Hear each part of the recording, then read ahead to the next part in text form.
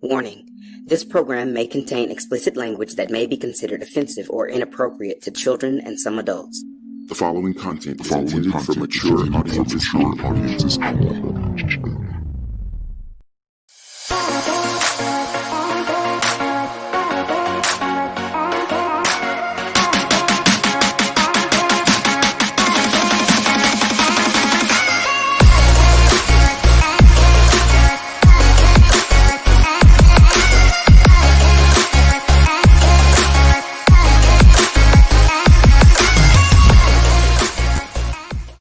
Hello, and welcome to Talk It Out.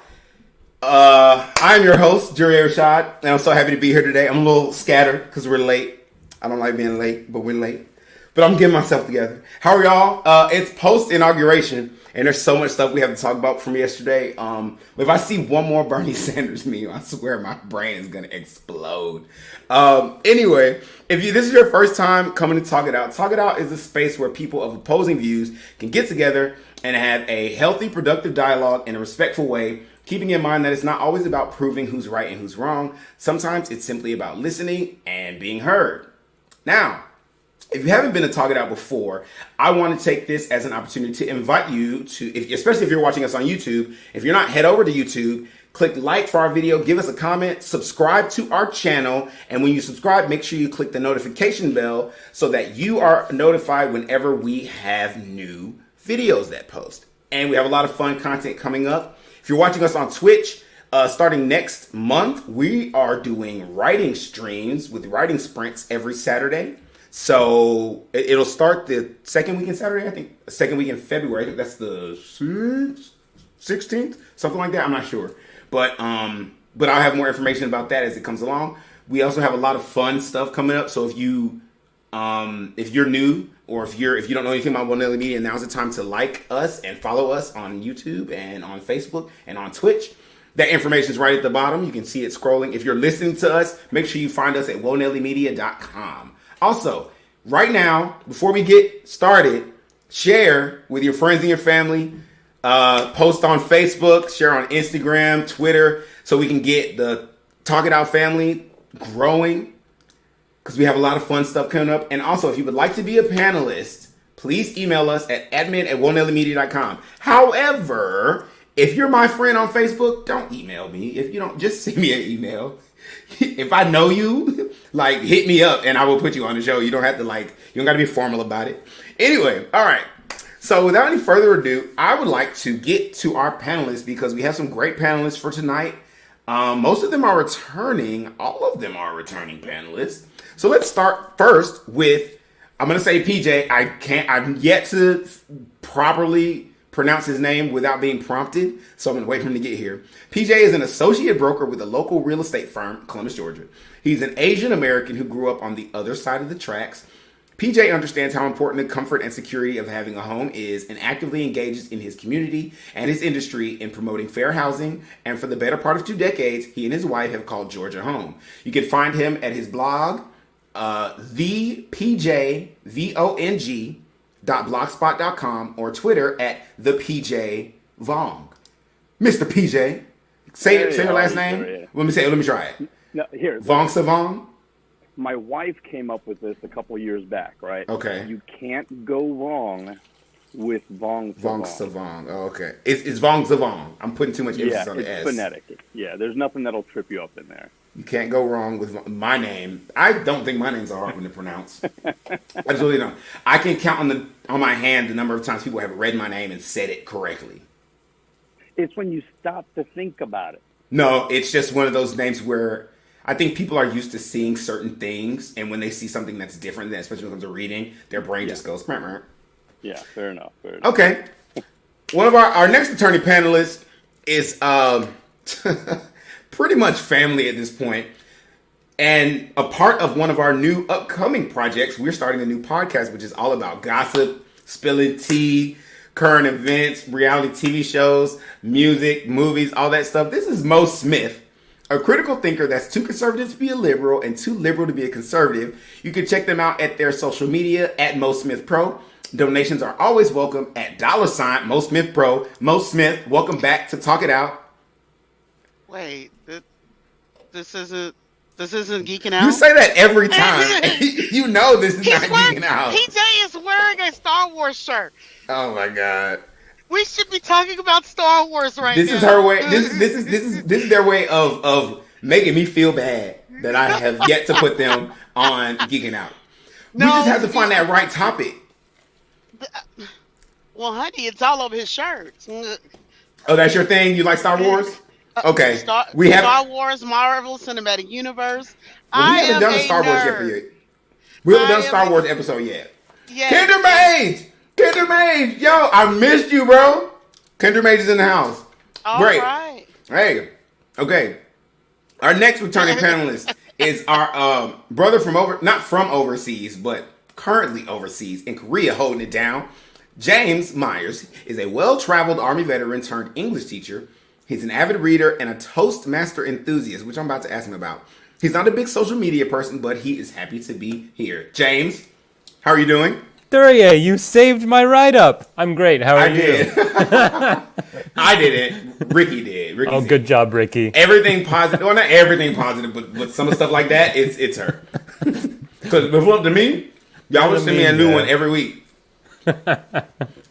What is a Toastmaster? A Toastmaster is a public speaker who chooses to public speak for fun. Okay.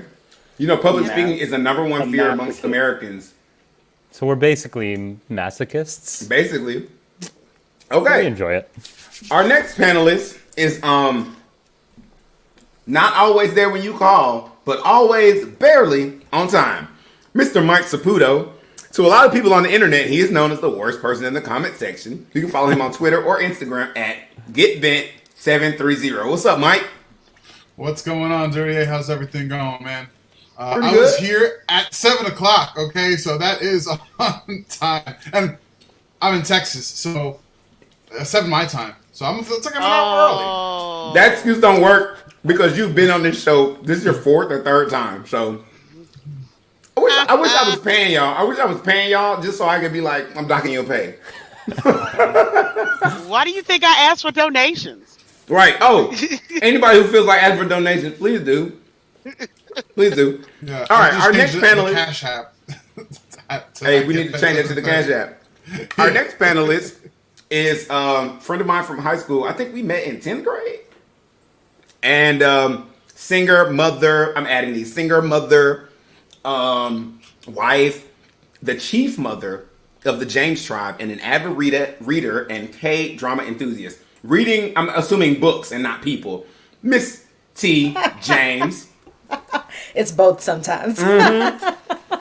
Depend on the day. You know what I'm saying? Catch me at the right time. Right. The library can always be open. How are you doing? I'm good. How are you?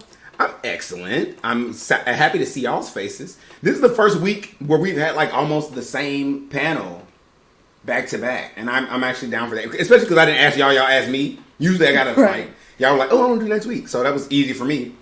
All right, our next panelist is another returning panelist. Robert Grant is a model, aspiring photographer, and a personality from Atlanta, Georgia. Do so 8 times down. Currently living in Brooklyn, New York, which has to be a culture shock. He is the founder of Aspect Progress, an online progressive media outlet providing commentary and analysis on progressive issues. He's also a former flight attendant for a major U.S. airline and has traveled to over 31 countries. Please welcome Mr. Robert Grant. What's up, Robert? Hi, guys. What's going on? Thanks for having me back, Duryea. I feel like I need a snack or something. Everybody's like crunching and munching. People feel like this is like I asked the dude today. I was like, "Hey, do you want to do next week's show?" And I told him the topic, which is globalism versus nationalism. And he goes, "Oh, I'm not an expert." And I said, "Have you seen our show?" Like, nah, it's not one of those. It's definitely like, no, I mean, you can be an expert, but you don't need to be an expert. Yeah. I mean, it is. I guess it's that time, but I don't know. I can offer my expert advice on nothing. Expert at nothing. Hey, what does my shirt say tonight? I like big butts and taco trucks, and I never lie.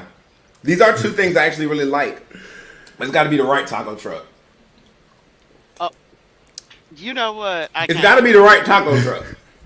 Taco Nothing trucks about are. the big butt. That's picky about the Well, big I mean, butt. look. Tacos The way gotta I be feel up about there. big butts is taco that truck in the hood, then really this is how I feel about the big butt thing. Yes, it's like a sexual thing, but it's also a body positivity thing. That's how I looked at this. I like big butts. More. Because butts weren't always popular. cannot But right? big butts were not amongst black folks, yeah. But I mean amongst the world. Amongst the general culture of America, it wasn't popular until the early 2000s. Not public. So to me, They it's didn't know about better. it's about body positivity and being like, I do like a nice kadunk. All right. Our last panelist joining us tonight is one of my closest friends. Man, I love this girl. I have loved her since I met her. She's one of the most like. You ever know somebody who's just down for whatever all the time? This is this lady. Quanisha Wilson is a 28-year-old actor and voiceover artist living in Atlanta, Georgia. You can find her on IG at Quanisha Boo. That's QUANESHABOO. Quanisha Wilson, welcome back to Talk It Out. Hi. Glad to be back. It's been a long time. hey girl. I know. God, this lighting. I need it to not be. What like was the last this. episode you did? What was the last episode I did? I'm trying to think. I think James was on the episode. Why do I think James was on the episode? Maybe not. I don't remember what it was, but I'm glad to be back. I'm excited excited to get going. You haven't been back since before we went live. You were the last time you were on the show was the pre-recorded shows. Mm-hmm. Yeah, but those got stressful. Editing those took hours, and then uploading them took more hours. All right. So now that everybody's here, let's head over into some current events. But before we do that, of course, as always, we're going to pause for a short ad break. In this ad break, you're going to hear some new music from band ACA, straight out of Columbus, Georgia. Take a listen. I see them standing in the street, probably wishing that we could meet, but I just stare and frown, and still the world goes round. I hear them cry, but I don't move away. I guess I'll save it for another day. This world's so big and we're so small, only care about ourselves. We gotta have it all. The finest wardrobe, cars and houses so grand. Hey everybody, my name's Chris. I'm Duryea. I'm Ricky Z. Justin. And Julian. Have you heard about Anchor.fm? It's the easiest way to make a podcast. First off, it's free. Oh, I love free, especially when we're talking creation tools that allow you to record and edit right from your phone and computer. And Anchor will actually distribute your podcast for you. So as soon as you're finished recording, you can be heard on Spotify, Apple Podcasts, and many other platforms. And you can make money off of your podcast with no minimum listenership. It's basically a one-stop shop for everything you need. So head on over to Anchor.fm and download the mobile app now. And make sure you come back and geek out with us.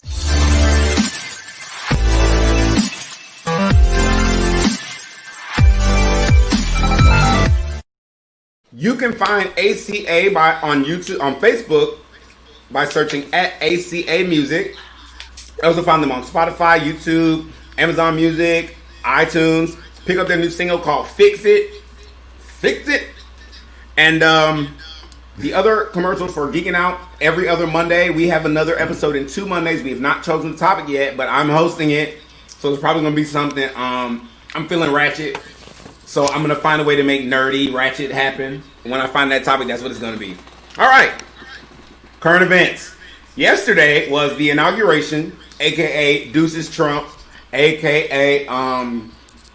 It's time for all those really sad, bitter, right-wing people to get on the internet and say a bunch of dumb stuff. It started early yesterday, too. It started early. Like I saw some post that said, here, I'm going to tell you about who you really voted for. And it listed all the messed up stuff that Biden has done in his past, which apparently we don't know about. We never knew he voted for things. It's like this, like, I know that he voted against gay marriage at one point, right?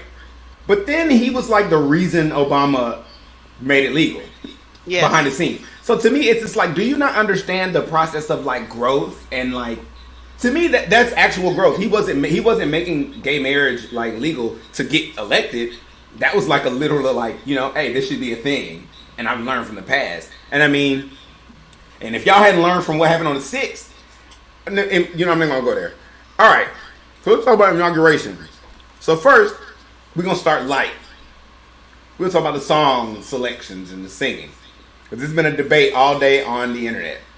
Some people, Lady Gaga sang the national anthem. National anthem. Jennifer Lopez sang "This Land Is Your Land." I actually was thoroughly impressed with Jennifer Lopez. Although, don't laugh. Although somebody said that she lip synced, which I actually don't mind. I don't mind a lip sync when it's like a really important event. Like if you singing for my mama in the kitchen, don't pull out no track. But if this is like a national It's a professional standard, right? Do the lip sync. If you feel like, hey, there's too many things. It's cold. All these things. I see you, Mo. So when it came to Jennifer Lopez, I didn't know she could sustain notes like that at the end. She did a few little runs and rips. Did she do it? Listen, you can't grade everybody. Mo, you can't grade everybody on the Whitney scale. You can't do it. It's not fair. That's not what I was gonna say. That's what I'm not. What were you gonna say? I was gonna say I wanted to know who actually sung them vocals because we know for damn sure that wasn't J-Lo. That was J-Lo. It wasn't Ashanti. J-Lo. It wasn't Ashanti. Her vocal coach is the truth. But she's used other artists. That was J-Lo. No, have you ever heard Steve Mackey before? Oh, Steve Mackey is the shit. That's her vocal coach. He teaches her daughter. He got her together. So, right. So it's not surprising that she got better because he is amazing. I'm just glad she wasn't terrible. Me too. Because I thought what I liked about her being up there, and I saw another is it Latinx, Latinx, Latinx? It's Latinx. Latinx, like a Latinx. Look, I'm phonetic. You know what I'm saying? So a Latinx person put on the internet that they're finally happy to like not feel like they don't belong here, right? Aww. And I was watching Lovecraft Country, and it was an episode where they were in Korea, and the Korean dude was like, the Korean lady asked the guy who's an American, why don't you just stay here after the war? And he was like, I'm here, I'm a foreigner. I'm there, I'm a foreigner. Kind of sort of thing. And he's like, and I understand that I don't feel it as much as a black American, but I do feel like the sense of like, sometimes it feels like I'm not allowed to be an American, So seeing Jennifer Lopez up there was dope to me because after the last 4 years of hearing all these horrible negative things, to have her stand up there, be proud to be an American and still like not be shaken by what and understand that he doesn't represent our country. And that she and people like us, we represent our country diverse. I really like that she was there. So I had no problems with J-Lo. James? And she made a shout out in Spanish on live TV at the inauguration. But she said, one nation under God, one indivisible. nation under God, peace and justice for everybody. That was cute. Which is fair because she's representing and I still don't believe that was her vocals, but hey. We need a new conspiracy, so. Right, that's a conspiracy. Who's saying J-Lo? And I'm all here for it. I would gladly trade this conspiracy. Okay, go ahead, T. Yeah, no, I'll take J-Lo, and I love me some Garth Brooks. Listen, I can sing Friends in low places in every which way, frontwards and backwards, and the third verse. However, Toby Keith wasn't available. Luke Bryan. The shade. Was Luke Bryan somewhere? Garth Brooks is literally Keith Urban. I know he Australian, but let me tell you why Garth Brooks. It was important. It was important to have Garth Brooks there because of one, country people who he was basically representing. He was choking the right. Right. And him being there was basically saying like, I actually don't think Garth Brooks is a liberal, or I think he probably was a Trumper before the last 4 years. You know what I'm saying? I think him showing up was basically saying, I'm an American at the end of the day. And I think that's the message that people are trying to get across is like, we saw what divisiveness did. Can we try something different? Right, but we know Toby Keith is a little out there. So he wasn't going to be available for the Trump administration. For the Biden administration. Which one is Toby Keith? Nicole Kidman's husband? It's Honky Tonk Badonka Donk, I think. No, Honky Tonk Badonka Donk is Trace Adkins. That's Trace Adkins. I'm ashamed. Is this Nicole Kidman's husband? Toby. No, that's Keith Urban, wasn't it? That's Keith Urban, yeah. Keith Urban is new Nicole topic. Kidman's husband. Okay. So let's talk about the real elephant in the room. Okay, so I'm gonna start because I accidentally shaded Lady Gaga because I saw the negative comments, and my initial response was going, you know me, anybody who knows me since I was like 12 knows how I feel about Jennifer Hudson. I was a fan of hers before she was even a household name, right? And every time I feel like she's always the person who sings at these events, or Beyonce, right? So they didn't, you know. So I just made a little post like, Jennifer Hudson was singing, this wouldn't be a conversation. Ooh-wee. Did it start a debate on my page? Because somebody got real mad, like, oh, you hating on Lady Gaga. I was like, no, actually, I thought her performance was a lot better than I expected it to be after hearing all the negative things that I heard, and I listened to it. I was like, she sounded like her voice was like a little tired, but it didn't ruin the performance. It wasn't Beyonce, but I mean, like, that's not fair. Like, Beyonce, to me, is one of the most vocally accurate people on the planet. Like, I've never heard her hit a bad note. You know what I mean? Like, don't compare everybody to freaking Beyonce and Whitney and all this other stuff. What I was wondering how long it would take to mention Beyonce. So did I get my box yet? She has still not sent me my box, but I feel like it's because the Martin Luther King weekend and the inauguration. It probably got lost in the mail, and you know they got to return the sender, so that takes a little time. But she'll get it to me. Okay. But yeah, I feel like that. I feel like it wasn't as bad as people are letting on. So I kind of want to hear y'all's opinions about that controversy. I would say someone like, no, okay.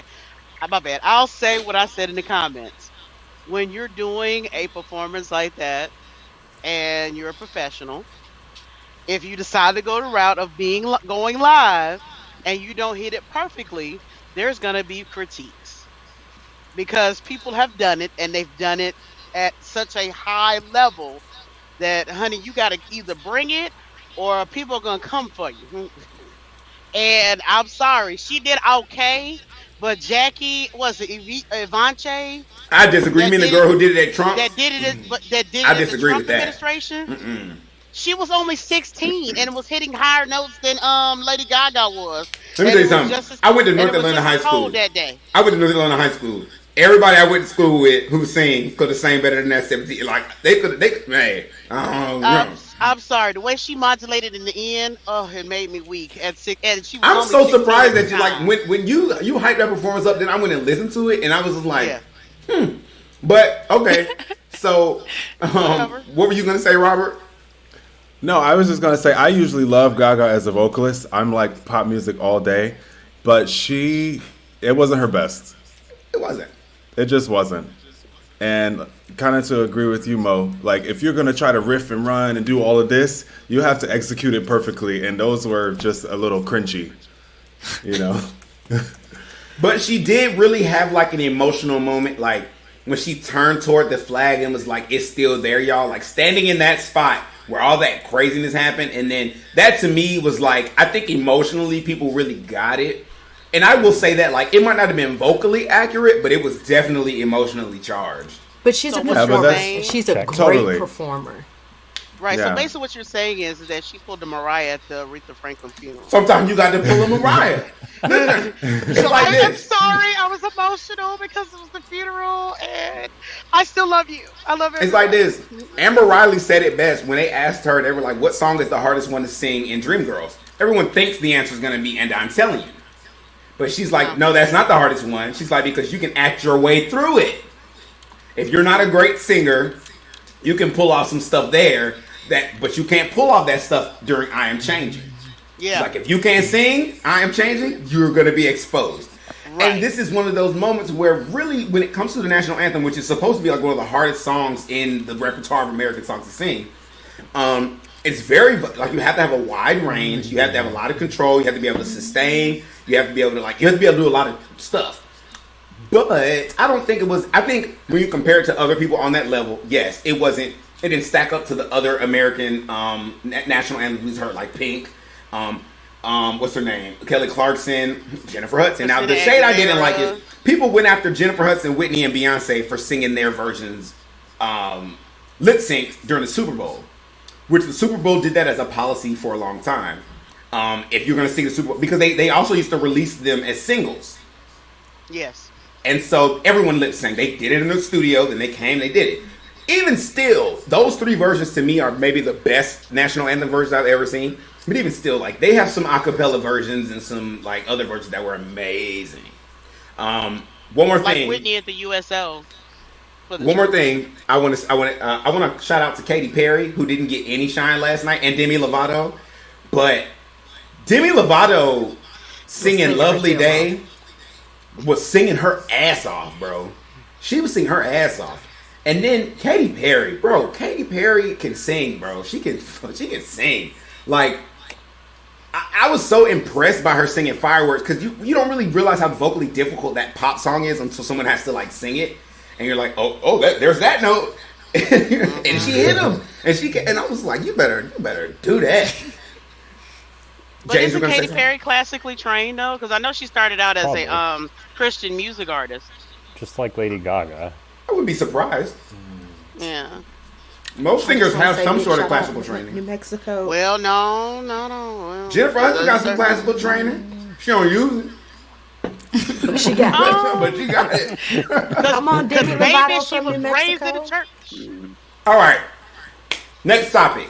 Fashions.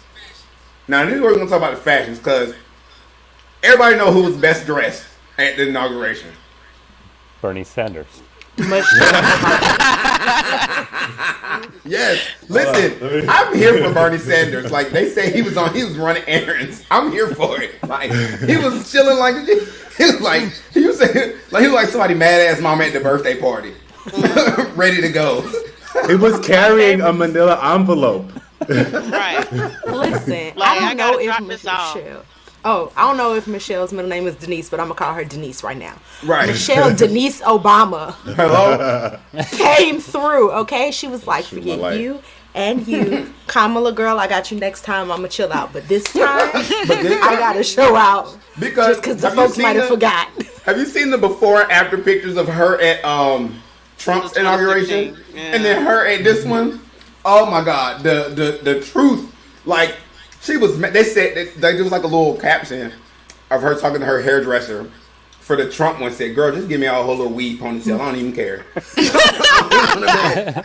And then for this one, man, whoever did that jump was laid, pressed, shining, sparkling. That silk press was sparkling. Man, it's laid LeVon. for the gods. Where's Tristan? Yes, Denise. Yes, Michelle. Where is Denise. Tristan should be in the comments somewhere. I'm mad he ain't here for this. But yes. I appreciate LeVon. Now that's her middle name. So don't get mad at me, women, but I'm about to talk about something that maybe seems offensive, and I don't mean to be. Okay, don't cover your face. So if you go back a few episodes, I was wondering whether Kamala would wear a dress to the inauguration, specifically for the fact that I don't feel like women should have to feel the need to wear pants to be viewed as powerful. And I thought it would be a empowering, and I'm only from a man's perspective, an empowering thing to do for her to still stand up there in power and be totally feminine, you know? And she did. And I really love that she did, because it did, in my opinion, it didn't take away from her position of power. Like, she still came off to me like very powerful, but she didn't have to like don masculinity to do it. And I personally like that. She didn't wear like a dress. It was like, they said it was a dress. I didn't see because her coat was over it, but it wasn't pants. And I don't think it was capris. Exactly. She had a romper on. It was cold outside. Forget a dress. And I have to disagree with you, Deary, and I'll tell you why. Okay. Best dress. Okay, so best dress was Michelle Obama, hands down, right? For sure. Was she not in the pantsuit? She was in a dress. No, she was in pants. She was in a pantsuit. But this is the difference. No. Michelle Obama is a fashion icon. Doesn't matter.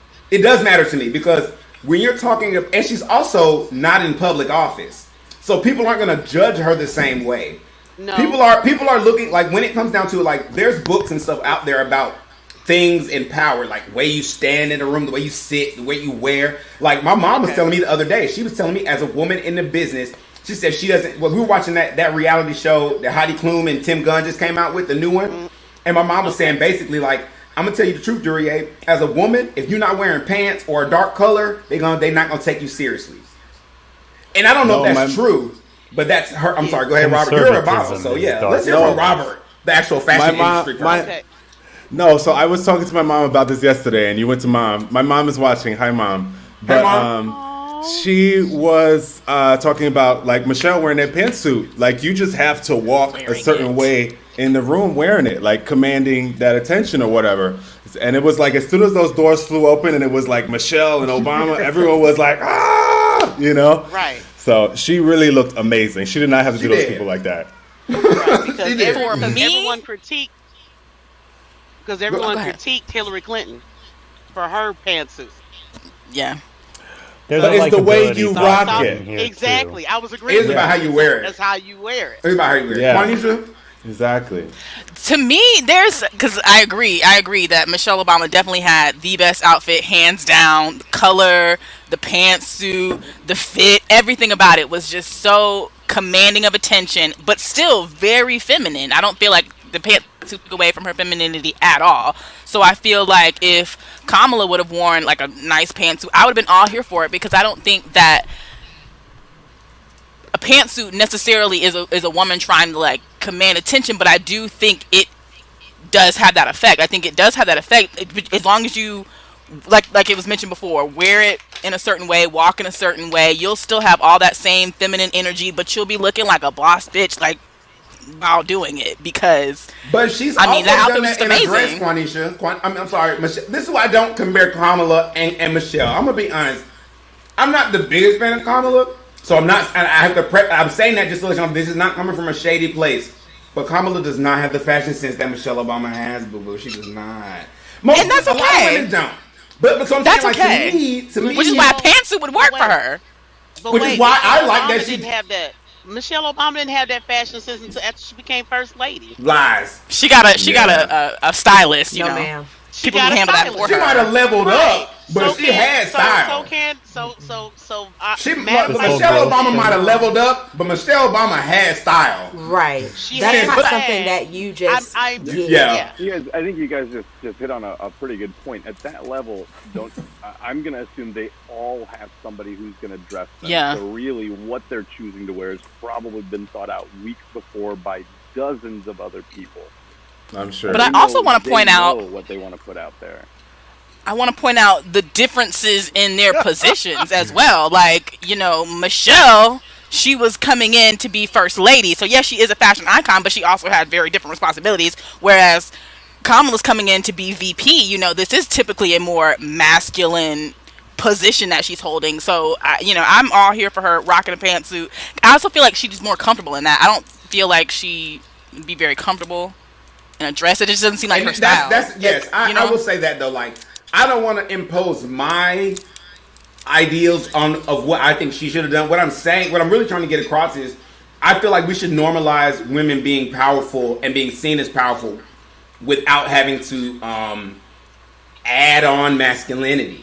And I feel like even though it's clothes, that's what that came in the root. Like, why is it okay for women to wear pants but not for men to wear dresses? Because we view dresses as feminine, and somehow feminine is viewed as bad or weak or lesser than. And I would like to change that narrative.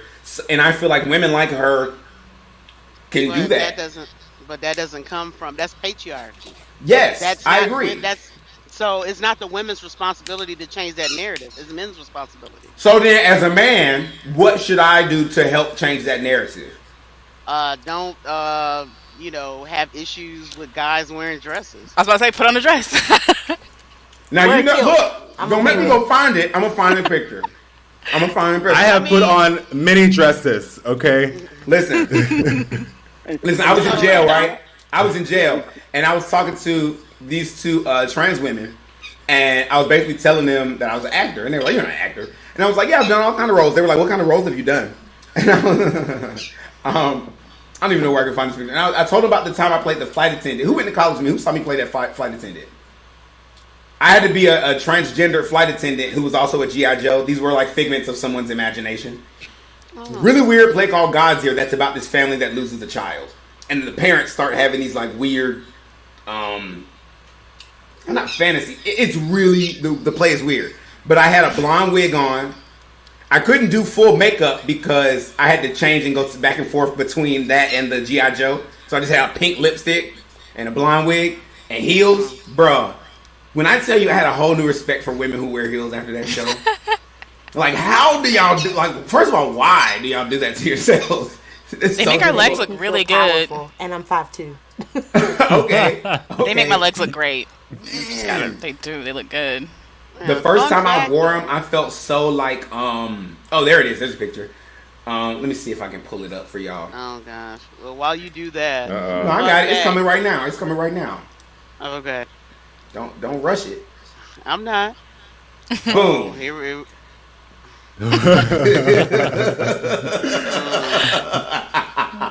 That was it right there. And I gave her like this real deep, like she smokes a lot. She talked like this. It was fun. I had a lot of fun. Anyway, I don't mind wearing the dresses. I don't think anybody should mind wearing the dress. It's just clothes. That's how I look at it. But I know there's like deeper implications into it. And you're right. It's about the patriarchy. So I thought that would just be nice. If she felt comfortable wearing that, she should have wore it. And she did. And so she did. So good for her. I say wear whatever you want. Right.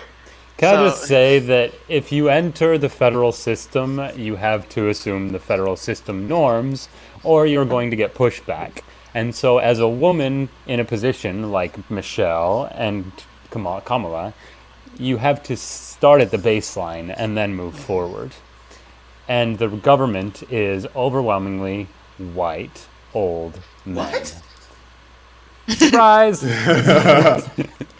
I had so no it takes idea. time to change the norms. For the same reason Yeah. that women's dress blues and men's dress blues are different.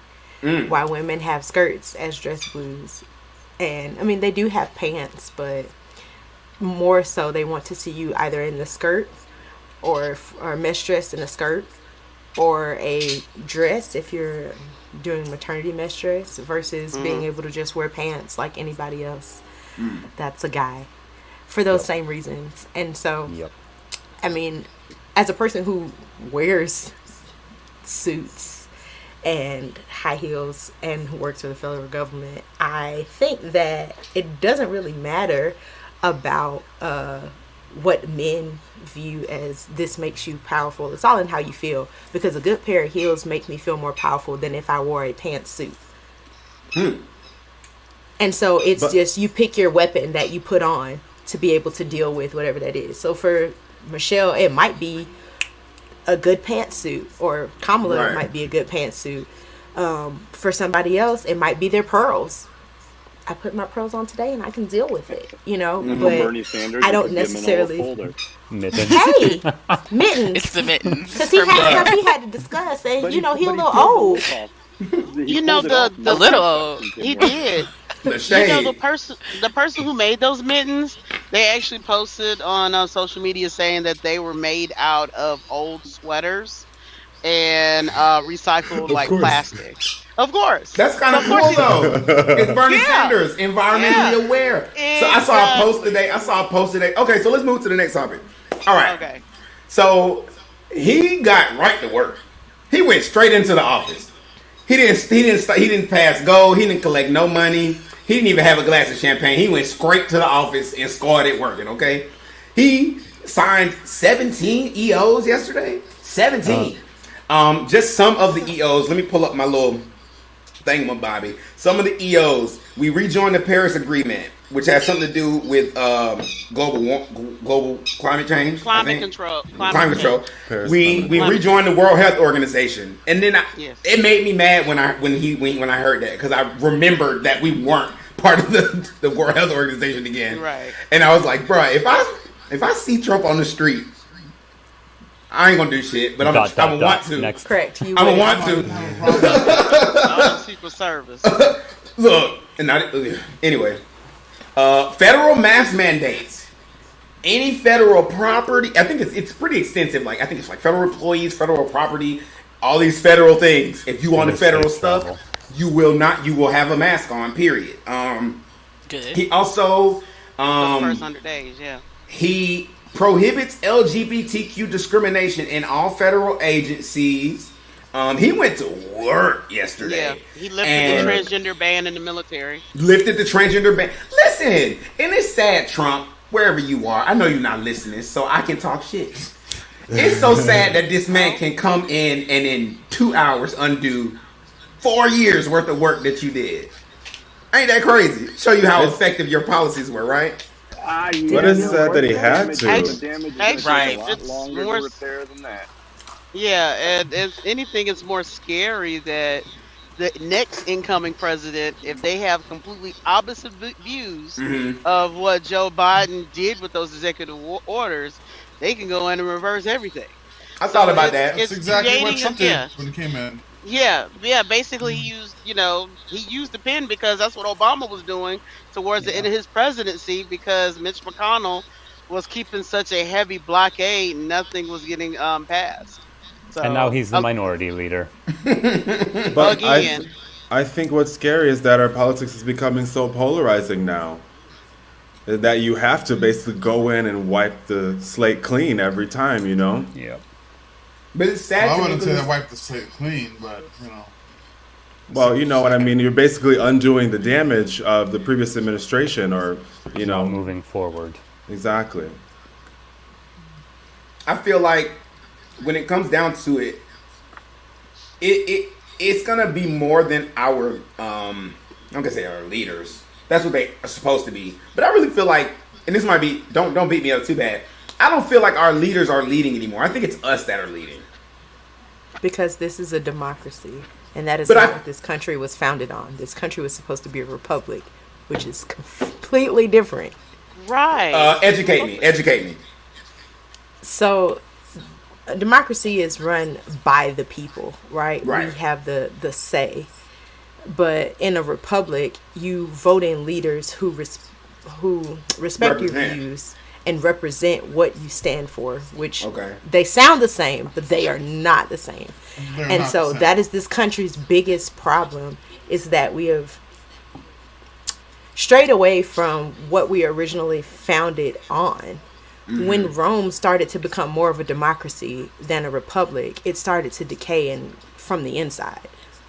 So you think it's bad that I'm just asking your opinion, that we're more democratic than we are republic?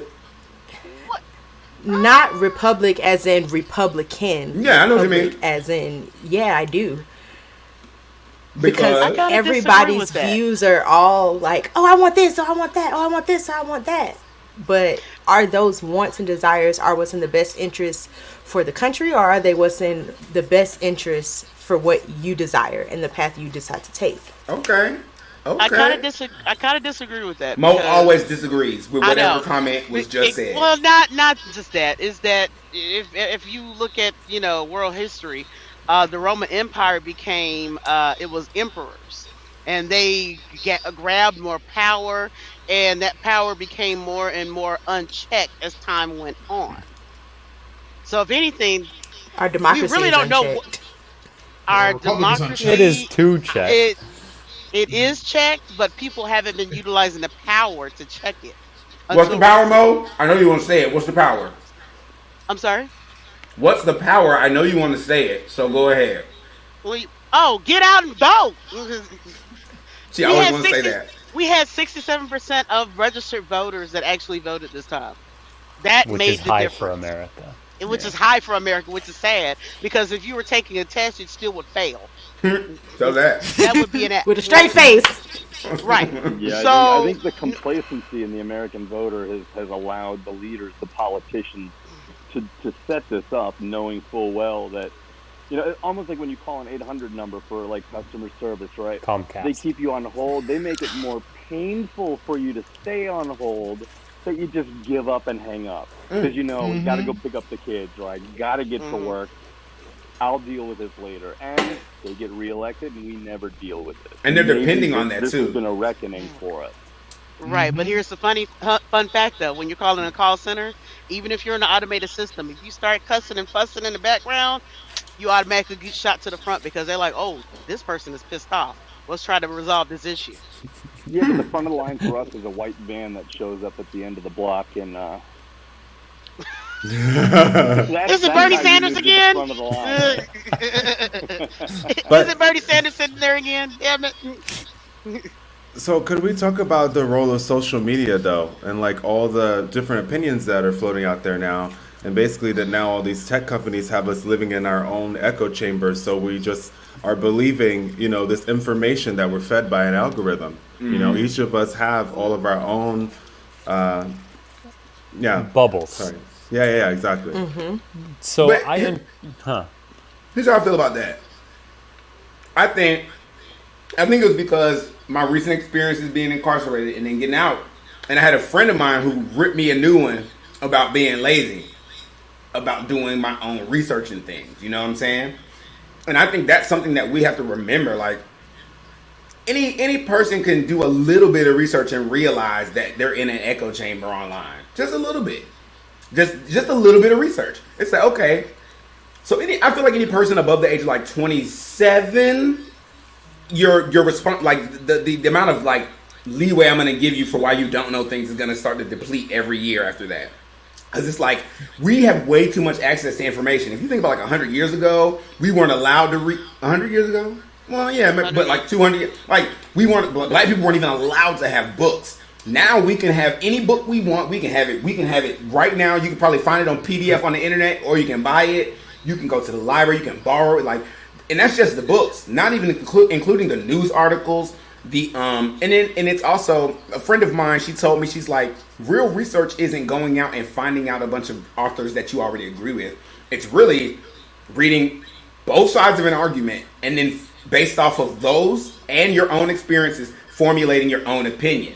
And a lot of people aren't doing that work because it's a lot of work. And we have a lot of other things that we can do. So when it comes to social media, when you allow that to be your only outlet for news, or when you allow Fox News to be your only outlet, or even if you do 5 different news channels and you're not reading anything, you're then limiting how much you can actually make these kind of choices and decisions. And then that's not even considered doing stuff like this right here and just having freaking conversations with people that you aren't guaranteed to agree with. Because if I put Mo in a situation, she don't cut no cards. Let me tell you about Mo. I love Mo. Mo love me, but she refuses to agree with me. Unless you're talking to Jose online. I'm just playing. That's not true. I agree with you on 2 several things. occasions. That's true. You have. I want to say, first, humans are inherently tribal. And no matter how much we try to stretch beyond our bounds, we have to try because our default is tribal. The second one is politics in America has the emotion that religion once had. So for many people, politics and religion are now the same thing. Oh, yeah. And this gets to be problematic because dogma is sacrosanct, and you don't challenge dogma. Sacrosanct. Vocabulary word of the day. So, and this is where we get into problems, is that you can't challenge the truth, because if you do, then you're a traitor to your cause. And we've already seen this start to play out in the post-inauguration QAnon, because, well, believe it or not, Donald Trump didn't come in on a wave, declare a storm, and take over the federal government again. So now we have people... So now we have people who are like in a crisis of faith and belief because what they thought would happen and believed would happen didn't happen. Yeah, have y'all heard that? Let's go ahead, Robert. No, I was just saying there's still people that don't believe the election results. Like, what do you tell those people about the information online? There's like truth and then there's facts. Get out of the way. To be fair, Robert, to be fair, there was still people who didn't believe that Trump won. There's still people who feel like Trump stole that election because of the Russians. And I'm not saying he did or didn't. I'm just saying, like, his term is already over with, and there's still people hung up on this stuff. So it's like, everybody's not going to get on the boat. There's some people who didn't even try to get on the safety boat in the Titanic. They just jumped over the edge of the ship. That's just the way, like, sometimes it's how it is when people panic. You know what I mean? PJ? Yeah, today I had this thought, and I'm serious. I don't mean to disrespect folks who did vote for Trump. But I wonder if there's any feelings like how End of the World Club members feel the day afterwards. Like, no, I'm being dead serious. Like the day after, like after 2012 was over with. Y2K. Yeah, Y2K. Yep. When they woke up this morning, what must that have been like to have their entire reality just flipped around? There's articles all online about that right now. About the I don't even want to say this out loud, so I'm not going to say it. That those conspiraciers that are all like crazy and who thought Trump was like their new like ushering it, all that. like how like disappointed they were. They're realizing that he was a crock of shit and that he was full of like. And I'm just like, to me, it's like this. Like I was telling somebody the other day, I was like, listen, when I find out information, I always filter it through something. It's like, no offense to anybody who's Christian. When I read the Bible, I also remember how many hands touched it before it got to me. Exactly. So I can read it without it, but if somebody tells me, oh, this part is not true, it's not going to shatter my existence because I've already accepted that there's possibility of what I'm hearing not being true. So if my best friend, who I love and trust beyond, tells me something, I'm going to be like, okay, I can trust that because he's my best friend. But if somebody comes to me and says, oh, he lied to you, I would be hurt, but he's human. So it wouldn't shatter my reality. Some people tie their realities up into this stuff. They allow it to be that important. They don't accept the fact that, no, this is a man and men have fault. And I have to accept that margin of error before I just completely adopt somebody else's information, whether it's in a book. People feel like just because you read it in a book, it's better than having learned it in a conversation. But to me, I'm like, who are you going to get information from in a conversation? A human being, right? Who's going to give you the information from that book? Who wrote the book? It's like it's just different ways of getting the same type of information. It doesn't make one more valid than the other. But it's still human information passed down from human to human. James, you want to say something? Not really. No, I would say, but there's an opinion. Books, in theory, have research behind them, which you might not have in an opinion.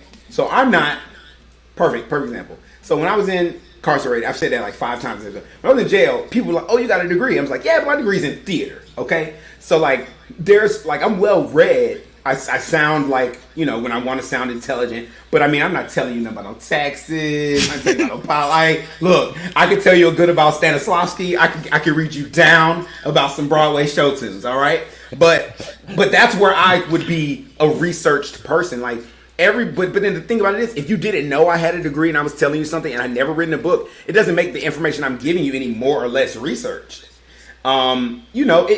It depends, and it's also this, like, there's a lot of people point in case, there's a lot of people who write books on stuff that they've researched but they've never lived.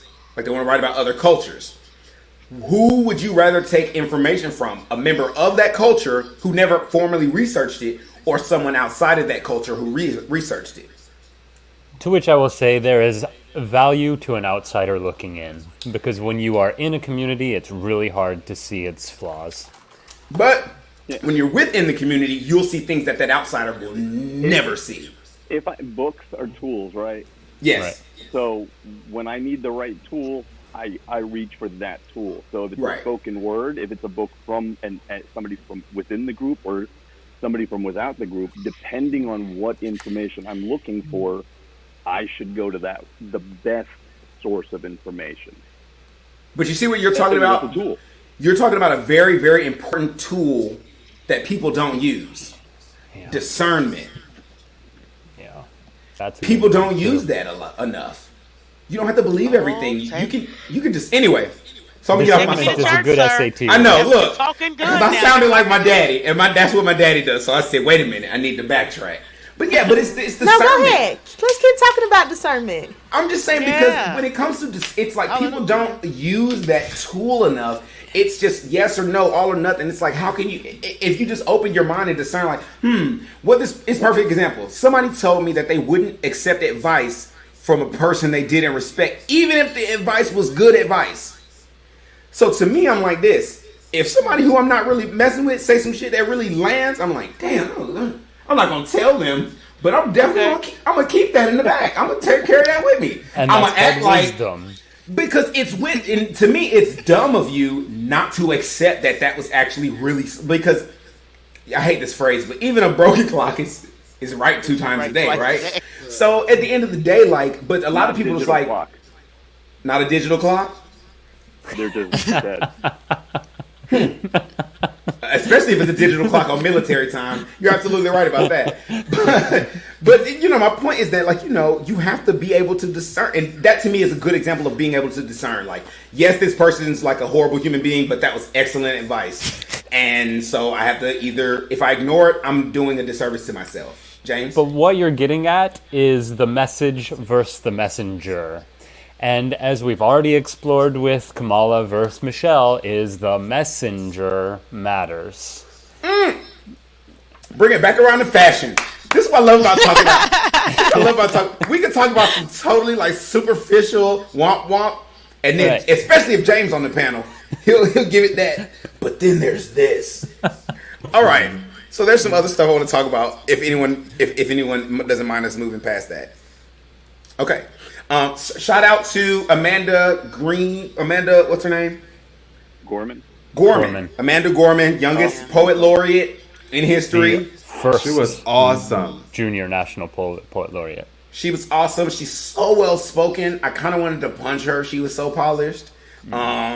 Kudos to her in a good way. You know, like you throw your shoe at somebody at church.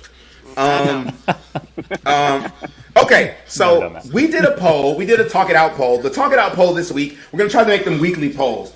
Talk It Out poll this week was, should smoking be banned in cars where there are children in the car? So I'm going to tell you a little story, kind of related, not really, before we answer that question. So I want to hear your answers in the comments, and I'm going to think about your answers as a panelist. So a quick story. A carjacker stole a car that was running in the parking lot of this grocery store. He gets about 4 blocks or so away and turns around and realizes there's a 4-year-old child in the car seat in the back of the car. What does he do? He goes back to the supermarket, finds the woman, reads her rights for leaving the baby in the car, then takes the car and leaves her with the kid. Now, when I read, part of me was like, first of all, to him, I was like, I was so like, I don't know why my heart really swelled for that man. The police are still looking for him, but I hope they never find him. Because I hope they never find him. Because at the end of the day, like, you are a good Samaritan. Like, screw you for stealing her car, but like, that could have went like so many ways. He could have just kicked the girl out. You know what I'm saying? He took her back to her mother and then let her know, like, I'm a criminal, and even I wouldn't do that shit. She left her baby in the car with the car running, and presumably unlocked. And unlocked, because apparently he just got And then when she was saying, she was like, I'm just so happy he brought the baby back, and it just she's like, as a mother, I'm moving so fast. Sometimes you make dumb decisions that you don't realize the weight of them until afterwards. She was just like, this could have been a worse situation, which is honestly, that's what I'm most happy about, was that her and her child are still together. But it just made me think about like actions affecting other people and children. So I want to ask, and then I was reading that article and I saw this question: should smoking be banned in cars where, like, legally banned in cars where there are children present? What do y'all think? No, it's already illegal in Georgia, so it's whatever. Is it? Yeah. You can't smoke in a car with a baby? No. What? Somebody should have told my mama that. That law was like 10 years ago, so you grown. You be all right. Oh, okay. You survived it. Yeah. We're all children of God. Somebody said, the poll results were 75% said yes, they should be banned, and 25% said no. At first, it was like neck and neck for like the first 8 votes, and then people just flooded it. So, because they feel like it's a no-brainer. The best argument the arguments I've heard, was about personal rights and private property. And if you allow people if you outlaw smoking in a car, you're dangerously stepping on people's rights to privacy, personal. That borders on the same level of ridiculousness as the states' rights arguments for the Civil War. Oh, it's my right to do what I'm going to do in the vehicle. Ultimately, smoking is bad, right? We recognize this. I started smoking when I was 11. I just quit a couple years ago. And I didn't quit. I just found a different crutch. Right. If we could all move towards a smoke-free society, that would be great for everyone. So, hey, if we can just nudge our citizens to stop smoking in their vehicles, that's just one less place for smoking. Do you know, that was what, when I decided to stop smoking, that was what I did first. I was like, you know what? I'm not going to quit smoking. I'm just going to stop smoking in my car. I would say my amount of smoking was immediately decreased by like at least 50% just by not smoking in my car. Because I feel people who smoke, that's the smoke spot. You know what I'm saying? But I feel like it's not so much about that, and that's a great way to put it. But to me, it's more about like hurting. It's about your actions affecting other people. Because people like to compare it to their like. I mean, it's not the same as somebody said. It's like drinking, and they won't allow you to drink in your car. Not be drunk, but specifically, you can't have an open container in your car, and you can't text in your car. So the argument then was, well, those are immediate results. Like you texting in your car could immediately kill somebody. You smoking in the car with them can't. It's longer term. But does that make it okay? Or does that make it worse? Like, T? Well, secondhand smoke. You're still talking about a kid. Yeah. No. Right, like this is a child who now you are developing their lungs to have smokers' lungs before they even had the opportunity to do anything. Right. So now you're giving them all kinds of medical history that they're going to have to identify when they have to apply for their own insurance, which then comes into all of this other thing. So, yeah, they're taking away my freedoms. Yeah, okay, just don't smoke in the car with your kids. Smoke outside or smoke in a separate room. Nobody is saying you can't smoke. That's not the issue. The issue is smoking in your car with children. Just don't do that part. If you want to kick your kid out, do that. How do y'all feel about the idea that it'll start with the car and then move to your house? If they could tell me not to smoke in my car, eventually they'll be able to tell me not to smoke in my house. I mean, for the same reason that we were wearing masks when they could not technically mandate us to wear masks. Mm-hmm. It's like the same thing. Nobody's telling you have to wear a mask in your house. Well, but now it's already happening. There's apartment complexes that have rules where you're not allowed to smoke within those That's apartments. That's called ownership rights, though. So, we own our house. I was just saying in general, guys. We own our house. Because not everyone owns a house that watches us. I'm just saying. Well, James brings the idea of the ownership rights, right? I'm a realtor. So on the one hand, we're saying that a landlord who owns a building, whether it's a single-family home or an apartment, can say, you can't smoke in my home. And now we're saying that homeowners, or at least I'm arguing that homeowners can't even smoke in their homes, and I'm okay with that. So it's kind of a weird thing that we're saying it's okay for one to say this and not the other. We'll say we're also at a point in the national conversation where we know that smoking is bad. We know that Philip Morris has been lying to us for 40 years. We know that we shouldn't be doing it. And so it's just the painful act of doing what we know in the real world. Wait, so 4 out of 5 doctors don't smoke Camels? That's not a true fact. Yeah, that's what if the windows are open? Yeah, unless the windows are open. Yeah, they can still catch it. They can still catch those. It's no different. Smoke. So yeah. Well, I mean, it helps, but they can still catch that smoke. Furthermore, Furthermore, like, where is the line? Because you have places like Canada where a box of cigarettes has like crossbones on it, all types of saying this is bad for you, don't do it. Their sales haven't been hit at all. Like people still get them catchy things.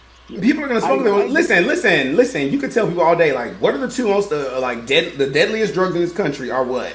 Alcohol and tobacco. Yeah. But yet, what are the most lucrative? What makes the most money? Because they're sanctioned. I mean, my point is this: like, people are gonna smoke their ass off. People gonna drink their ass off. The difference is this: we socially accepted those things, so we've also, when we socially accept stuff like that, then we socially ignore the weight. That's what we do. Like, we don't really consider, like, when we see somebody, like, okay, even though we know cigarettes and alcohol kill more people than all the other drugs combined, if I saw 2 people on a park bench, one had a bottle of alcohol, the other one was shooting up, which one would I be more afraid for? The one shooting up. Wait, like a whole bottle? It don't matter. Listen, I've seen, like, literally, if a person was walking past a park bench and saw somebody with a bottle just drinking it, they probably wouldn't even blink twice. They'd probably be like, man, I wish I was off work. I wish I had time to sit and drink. You know what I'm saying? It'd be something like that. My point is, like, we've socially ignored the weight of those activities. And so when it comes to our children, like me personally, I wouldn't do those things around my kids because of what T said. Like, you're affecting their development before they've even had a chance to develop. And a lot of that stuff is hereditary anyway. So, especially when it comes to habitual things, like it's statistically proven that if you have some sort of substance habit before the age of 25, your children are more likely to have one as well. So these are things that if you're it's about changing the mindset, in my opinion, away from meanness to weeness. I didn't think that through before I said it. I'm sorry, but y'all know what I mean. It's weeness to usness. Sorry, meanness to usness. Anyway, y'all know what I'm trying to say. To weeness. Right. The point is, and I think, like you said, it goes back to the mask thing. It goes back to the smoking thing, all that stuff. Okay. PJ, one more thing, and then we're going to wrap up. If that's, I'll try to be quick. So the issue with like drugs or cigarettes versus heroin is we also have industries that are making one look glamorous and also making the other one look disgusting. So we turn a blind eye to the junkies in the park, but we see the sexy people on screen with a cigarette doing this or doing that or drinking a whiskey. And that may also be why we lean one way and we don't gravitate towards the other. The other thing could be just a natural thing for humans to have some who are just have addictive personalities. Okay.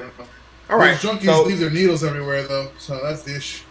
Smokers leave their smoke butts everywhere. They do. Yeah, but there's more issue with your kid getting to a needle, and all type of health concerns than there are with a cigarette butt. Cigarette butts never break down. Yeah, but I'm more concerned about a dirty needle. I'm certainly more. It's individual harm versus collective and environmental harm. Take your pick. It's harm, and I think the general thing is like we have to stop thinking about because it's a long-term effect, it's not important, aka global warming. Because like I saw a post today said, is anybody else freaked out by the fact that we didn't have a winter? Because I am. Like I'm really freaked out by the fact that where? What are you talking about? I live in Texas. We didn't have no winter. That. Yeah, Texas snowed. I'm happy. Yeah, but not in Houston. I took the trash out in shorts this morning. Wow. Good. Yeah, it barely snowed here. And that's in New York. That's guaranteed snow. I'm just saying. No, New York we keep thinking it's like this thing. It's like we keep thinking, we can wait about it. We can think about it later, right? But then it's weird about processes. Like that later thing, you think it's happening at this slow rate, and then all of a sudden you're like, oh crap. I thought later was like 1,000 years from now, but it's like yesterday. Right. Okay. Do you remember in the 80s about the CFCs and the aerosol cans, and all of a sudden they had this huge mandate? We got to stop doing it. We're burning up the whole, making the hole in the ozone layer. We got to fix this, or we got to stop doing so much harm. Yeah. They fixed it within 5 to 10 years like that. You know why? Because those. Well, I'm just saying the CFCs have gone down dramatically ever since they recognized that it's causing a problem. Because a hole in the ozone leads to a lot of issues real fast. Like with cancer, with skin cancer and things of that nature because of ultraviolet rays. But anyway, the point of it is that those companies, that was having those aerosol cans with the CFCs, they didn't have the big lobbying force like the big oil companies. Yep. That's what it's come down to.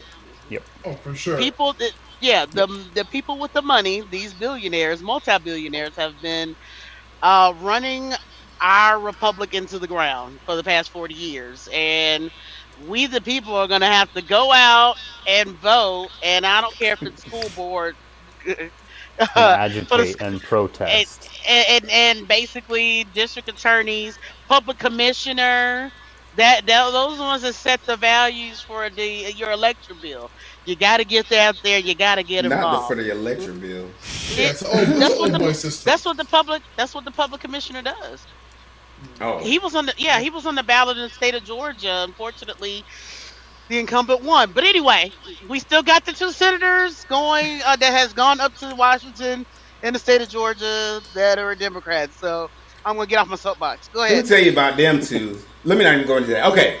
So before we headed to our main topic for tonight, I just have little things that I like to do that we didn't get to, but I want to mention them. The NRA went bankrupt. They declared bankruptcy to move to Texas. No, yeah. So they can I declared just have? Can I have plenty like? of Can I? Could I have just enjoyed that for 2 more seconds? No, because No. it's slimy. Yeah, it's a thing. It was Wait. So real explain to me slimy. what happened. Wait. They're incorporated in the state of New York. New Okay. York Right. does not like the NRA. They declared bankruptcy in New York and moved to Texas, where they like the NRA. Oh. Right. That's avoid exactly what lawsuits. happened. Damn, I was so happy. Somebody Like- posted they were like the NRA couldn't survive 1 year without a school shooting. And I was just like, that's because I feel like the NRA does capitalize off of events like that. They really No, I think they're on the. The NRA They're being pushed. Only represent, as far as membership, they only have 1% of American gun owners. They just spend a lot of marketing. I'm a gun owner, and I was a member of the NRA the first year I owned a gun, only because the gun shop gave me a free 1-year membership. But the first week I had it, I got a letter in the mail saying, "Hey, my annual membership is going to run out soon. Go ahead and renew." And then they just wanted to sell me magazines the rest of the time. So when my year was up, I didn't bother to renew because there was no benefit to that. So that's really how important they are to the gun community. They just sound big. Well, that's because they get a great portion of their funding from gun manufacturers. And they're a strong lobby. And they're a strong lobbying group for I remember- certain laws. You know, they were talking about giving teachers in Florida the ability to carry guns in classes, right? And they figured out, they were like, what we're going to do is give them $500. They were going to give the teachers $500 so they could go to the gun store and buy a handgun. Who the fuck gets the money at the end of the day on that plan? The gun owners manufacturers. and manufacturers, yeah. And then you have guns in classrooms. Luckily, that didn't happen, but that is a terrifying process. It is. Okay, so there's that. They also found a man who is immune to COVID-19. A black man. He cannot get the virus. He had the virus. They found out he had the virus because of something weird. His roommate he was sick with it, and instead of moving out and possibly infecting his son and other people, he was like, "I'm just stay here in quarantine." He never caught it. I think months later, something happened. He eventually got tested. He did a voluntary study, and they studied his blood, and they were like, "Yo, you have like antibodies that are like killing the disease."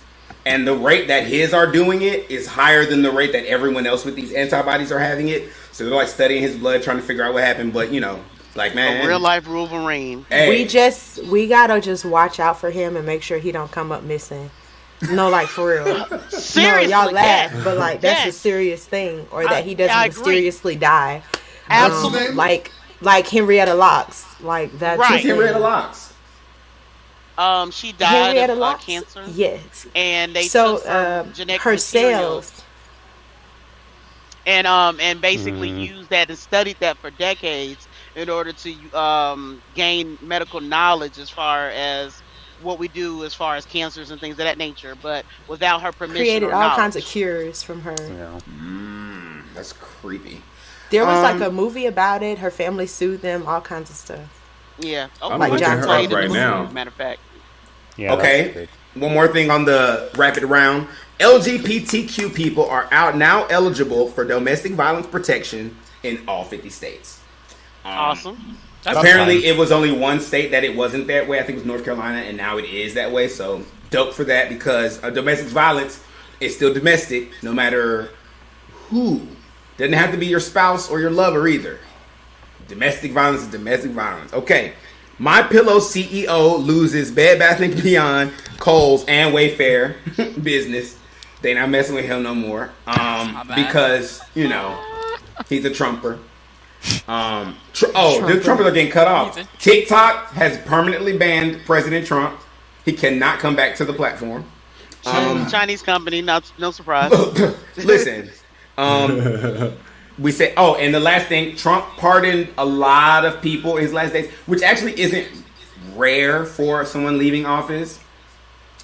Of the people that he pardoned were two rappers that there was a long list, but the ones that I remember were Kodak Black and Lil Wayne. Somebody asked me, like, aren't you happy about Lil Wayne? I was like, honestly, I'm really happy for his family, because I'm really into Toya and Reginae. I love them. I think they're just amazing people. He As part far of as- the COVID pack. Huh? There was Detroit Mayor Kirkpatrick. He also got his sentence pardoned as well. Right. I mean, I think there were probably some people out there, because like the last episode we talked about that man who sat on death row for 26 years and they found out he was innocent. So I'm cool with the Lil Waynes and the rich people getting out of jail, but it sucks that like Trump is still that guy. Like it's still about the money for you. It's like, yo, there's actually people out there who literally should not be in jail. And so when people want to use the fact that he did criminal justice reform as proof that he's a good guy, I was like, no, he literally had a get out of jail free card for people and didn't use it for those kind of people. So it makes me look at all the stuff he did do as like just manipulation, political movements to make himself look a certain way, and not about him sincerely wanting to help people. Because if he did half of those pardons, or even not even half of them, just a little bit more of them, he could have added on to the list. There's nothing about him that says that he genuinely cares about anything other than himself. Hello? True. And on a petty note, Tiger King did not get free.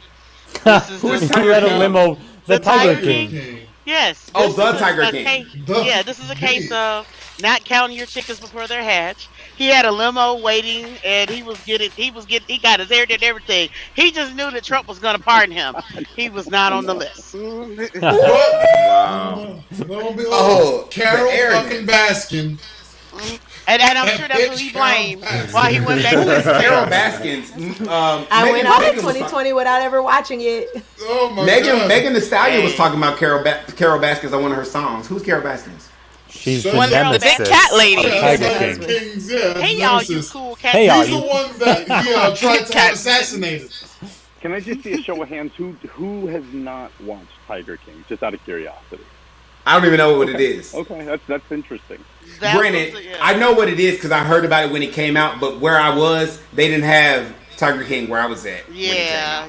Oh. Well, it was on Netflix. He was on an involuntary vacation. Yeah, I did not watch it around because I do reason, not so- subscribe to. I don't subscribe to like peer pressure when people it's like, oh, this is probably so cool. I never saw 13 Reasons. I didn't watch all of the. I just watched Bridgerton, and only because I like historic type stuff, not because I was Also, like, the Duke's oh, body. people are watching it. I will say this though, I finally tuned in to motherfucking Lovecraft Country. Oh my god. Oh, like I don't want it to end, but I can't stop watching it. It's so good. Journey Smollett. Anyway, we got to do a main topic. All right, so we're headed to our main topic, but before we go to our main topic, let's pause for a short ad break.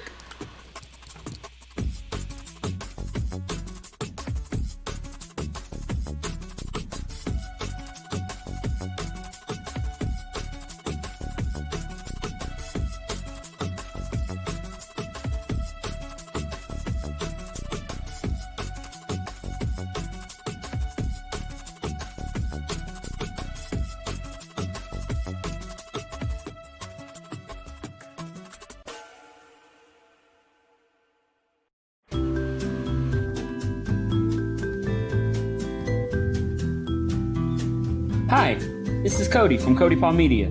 Thank you for joining me. Anybody can record a video, but the question is, how do you make that video stand out among the rest? A quick animated video like this one can change things around for your company, so go to codypaulmedia.com and get those needs met today. See you later.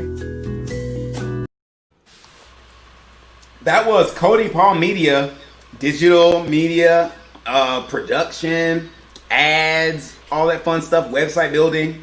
He's literally, like, we do the same stuff, but we do it so well that I'm always going to shout him out. He's dope, super professional. Also, his wife, Tamara, has a channel, Mompreneur Plug. Check that out. In addition to that, there was RPG games from Shadowrun RPG games from Rem Alternis, who you can find twitch.tv/Master of Rem. All right, so let's get into this main topic. Tonight we're talking about colorism. So who doesn't know what colorism is on the panel?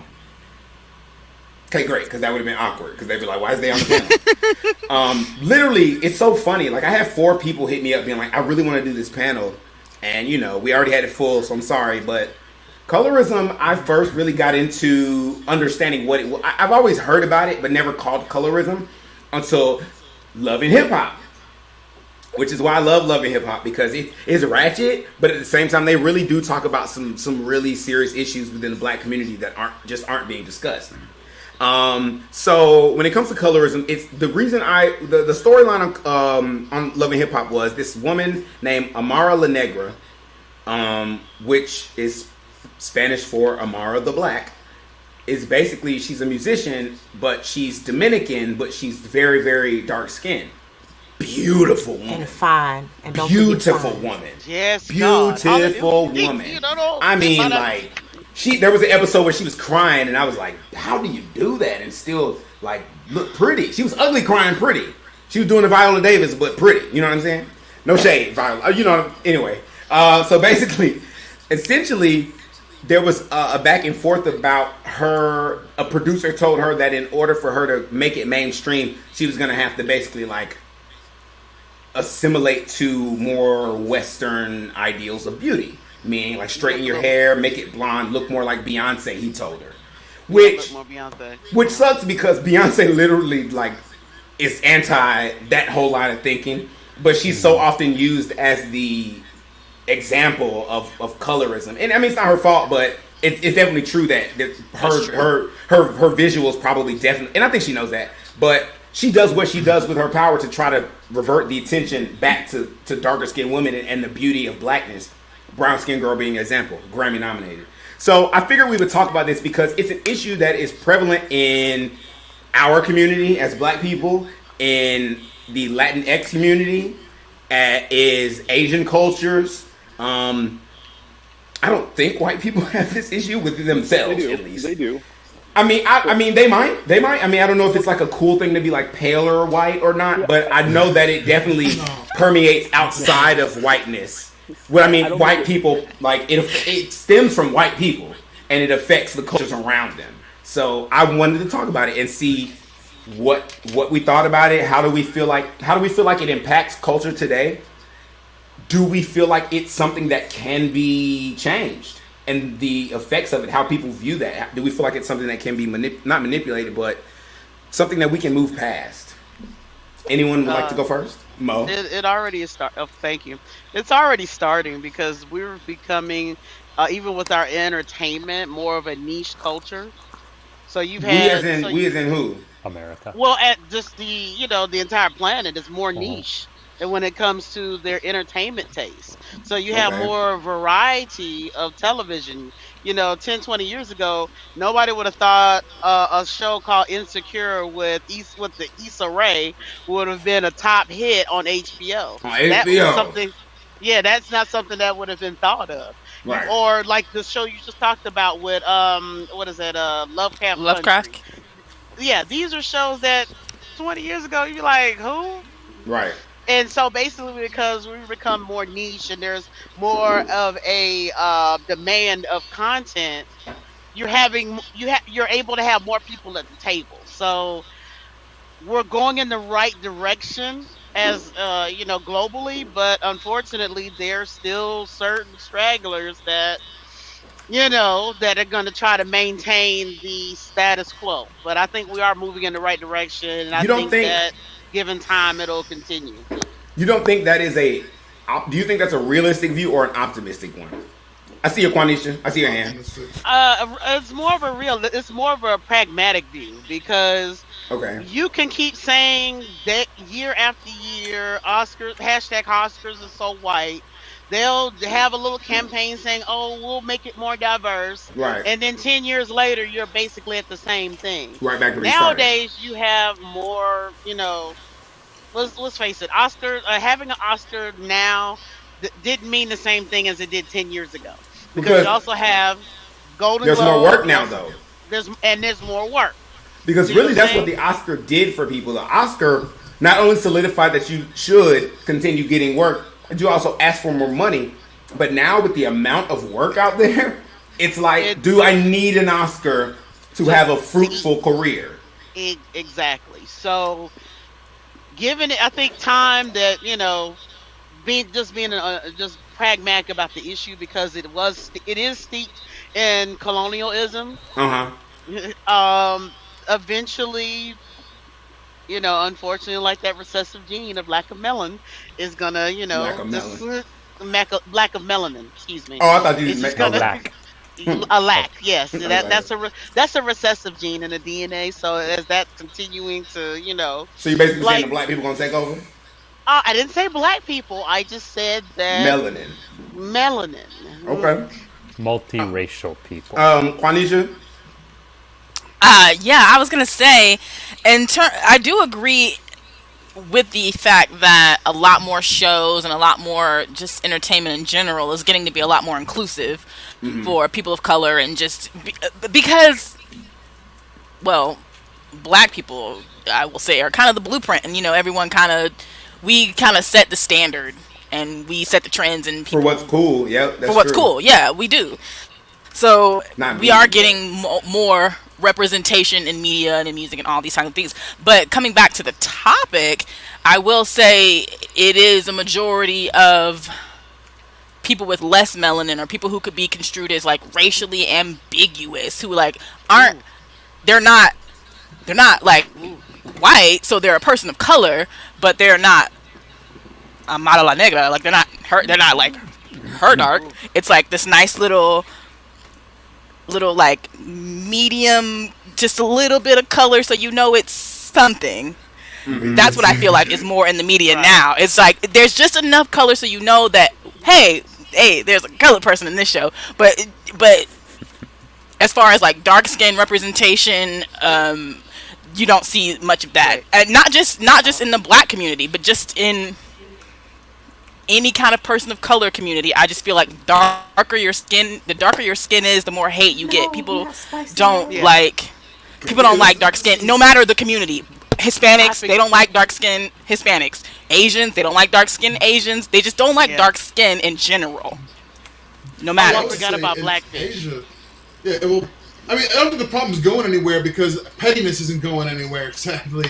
And I think this problem is far bigger than America. It's a lot more worldwide. And James could probably speak to it because he lives in Korea, and they go crazy. Like lightness is very much a definition of beauty over there, where they go to extreme lengths to bleaching creams and things like that. You are definitely seen as much lesser. But by being darker skinned, and nobody's really, I've never been to Asia, nobody really black over there as far as from like Chinese, Korea, they have dark skin Japan. Asians. You don't see them, but you don't see them. That's the thing. You don't see them. Yeah, they're dark skinned, but they're Indians are black. still You know? Asians. And so go ahead. Koreans are prone to tanning. And so being dark is associated with being a farmer because you spend all of your day out in the sun. And being a farmer is associated with being poor and living off the land like a sharecropper. So there's this whole layered society in which being dark is bad because you're a regressive agrarian. And this is a bit off topic, so I don't want to stay there. But it also has to do with how we view people who don't have money. And that is not so cool. Like, this is another topic, but I read this post the other day that was like, I told this man that some people can't afford to have jobs, and he laughs, but I was being dead ass serious. And so I keep reading, and they were like, because in order to have a job, you have to be, first of all, you have to be clean to go to the interview. You got to have nice clothes, not only to get the job, but to maintain the standard of the job. You have to be able to pay for gas. Sometimes you have to pay for childcare. Like, and when it listed all the things that a person might need just to show up at work and perform well, I was like, damn, actually, you do have to have money to work. PJ? What I was going to say, and this is going back to Mo, I disagree. I'm not as optimistic about things improving. And to touch back with Derry earlier about white folks, do they have colorism, right? We've heard the expression blue blood. Because there was a time prior to prior to like imperialism, where they did have that same type of paleness reflected class, very similar to how Asians see that, like what James was saying about people being out working. I mean, go ahead, Mo. Yeah, what changed was that rich people started to vacation off the French Riviera in the early 20th century, and they would come back tan. So as a way to show that, hey, I'm also have money and I go to the French Riviera too, people would, have tan skin. Because that's what I was that's going to how ask. that became popular. Why is it that Asian people want to avoid being tan because it signifies poorness, but white people love getting tan? I just said that's why. As I think I'm the only Asian on the panel. We're prone to technical malfunctions, Mo. I don't. Oh, I love you, Duryea. Okay. So my question is this. Okay, so we're talking about colorism and how it affects cultures and stuff like that. So how do you think it affects people cross culturally?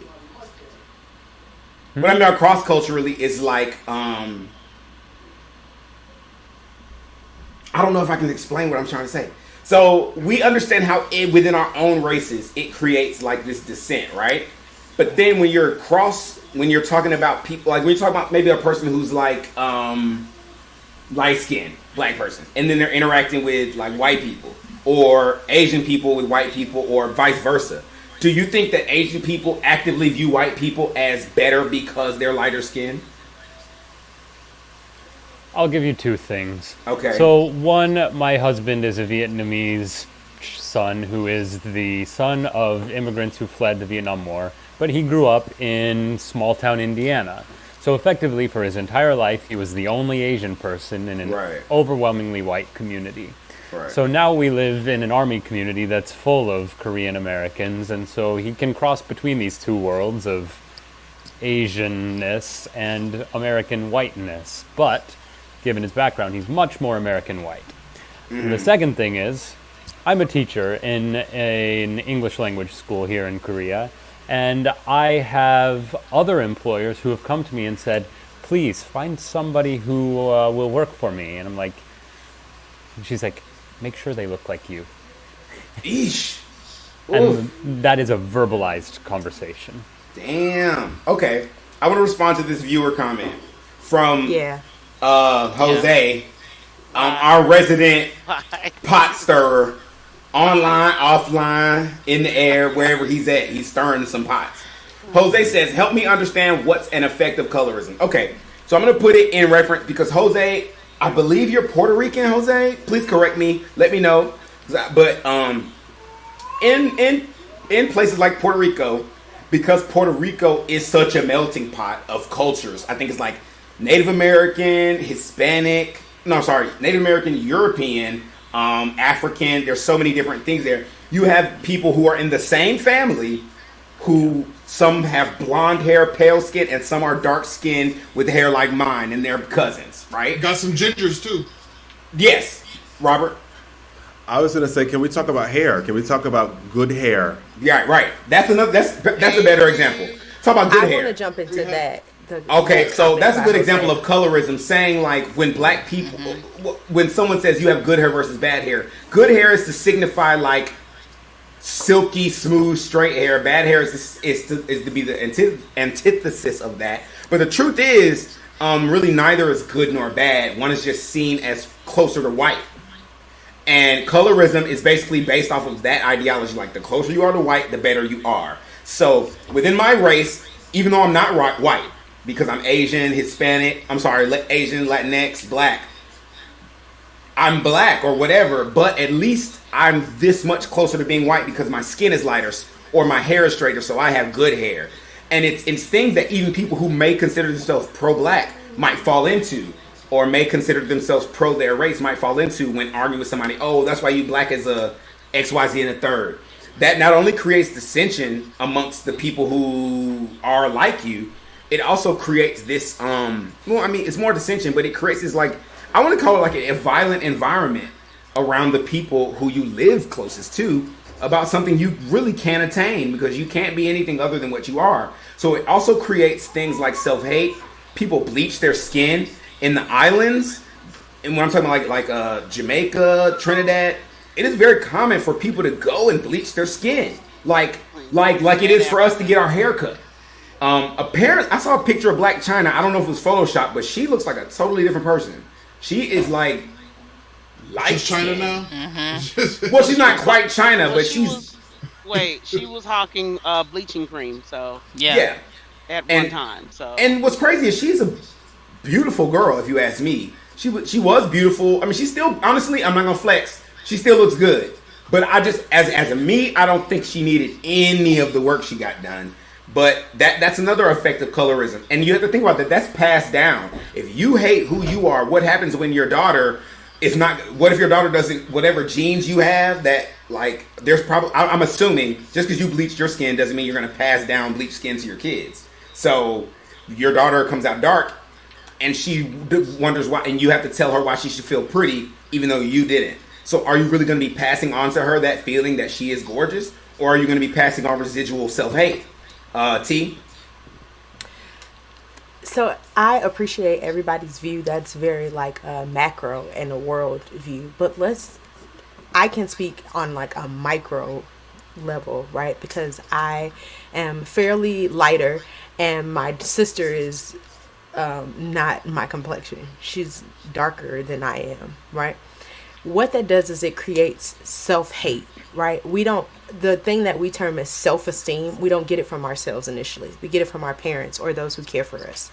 That's who pours those things into us. How we feel about ourselves and other people will be a reflection of what we get from the caregivers in our lives. So my mom will make statements like, oh, I got my bougie red daughter and then I got my dark-skinned ghetto daughter. Now, Abate, my sister, and I do have very different personalities. But what that does for my sister is, even if my mom is not trying to send a signal, she's saying that I think your sister is prettier than you because she is this complexion.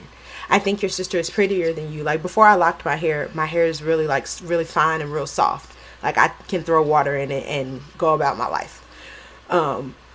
My sister's hair is thicker than mine. I love her hair. I think that is amazing. It's not a lot of stuff I can do with my hair that she can do with her hair. But because of what has been poured into her for the last 19 years, she looks at her hair like it's a bad thing.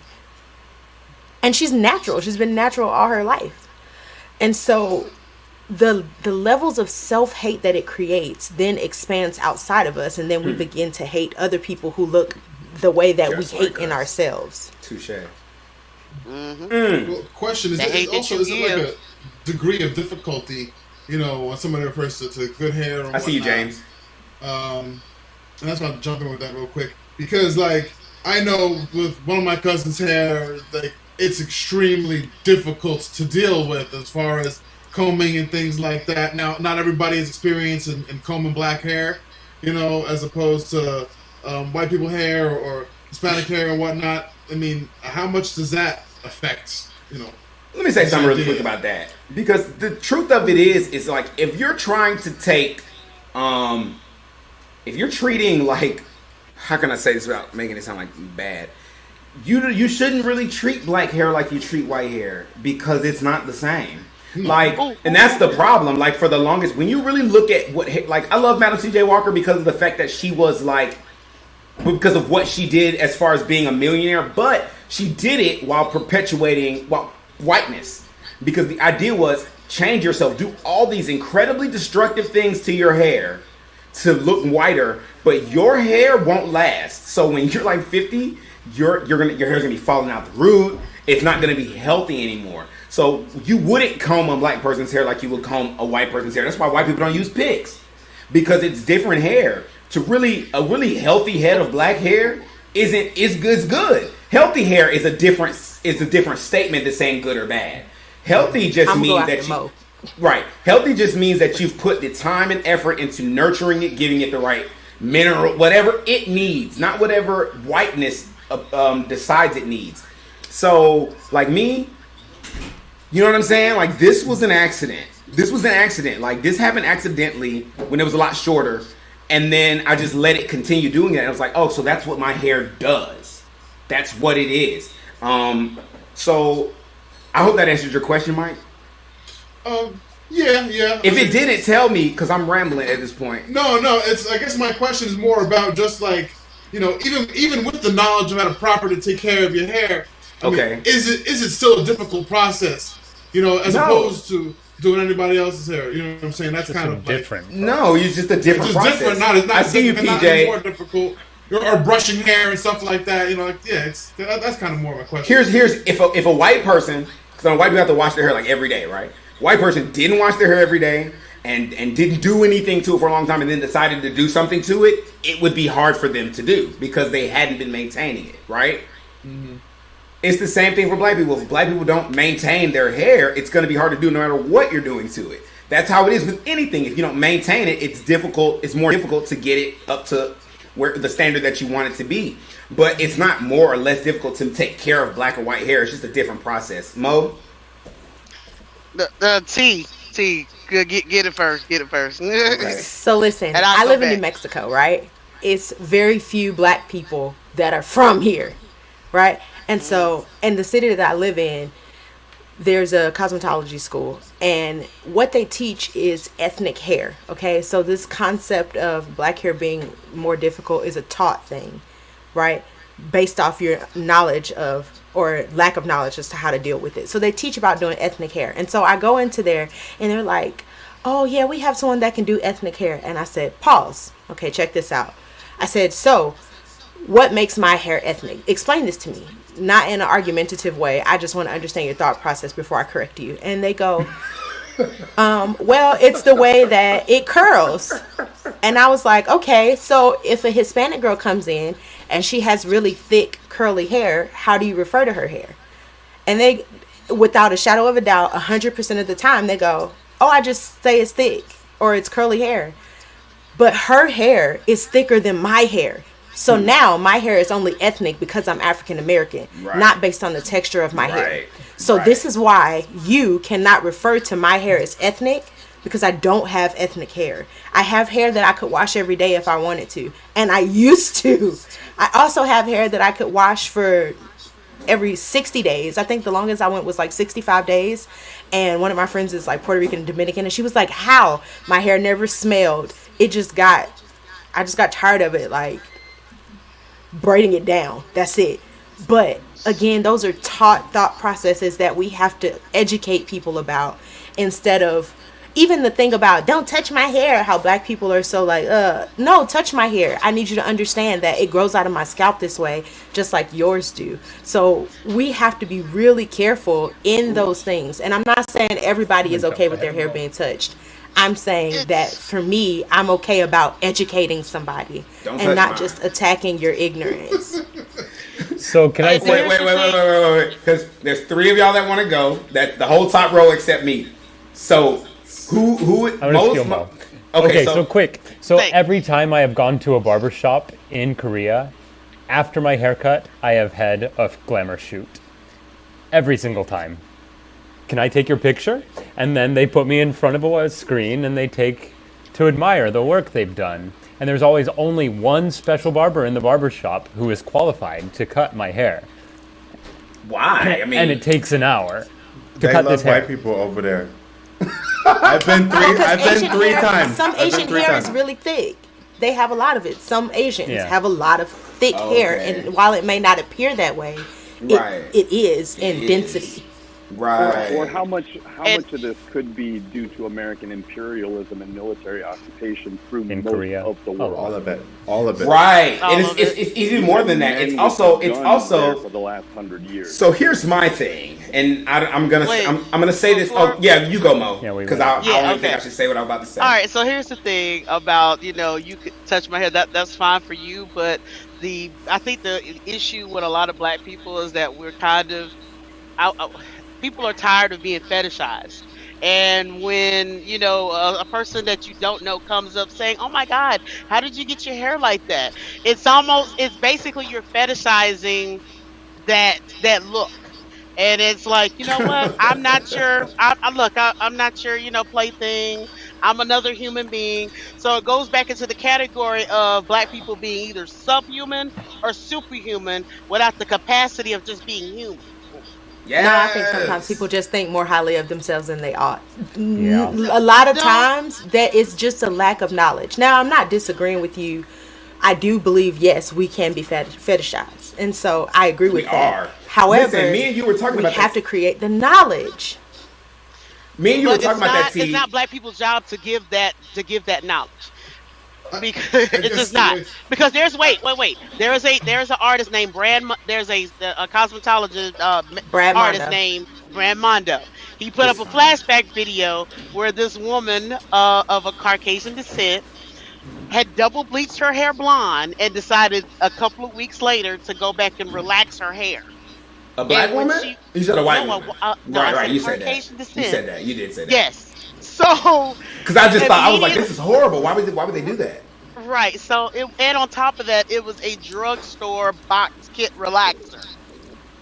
Okay. So immediately when she put it in her hair, she did the 20 minutes. And she said as soon as she went into the shower, her hair was Started falling out. Yeah, of course. What do you mean? He explained in the video, without it being, going into race and all that kind of stuff, basically saying her hair was already damaged and basically what a relaxer does.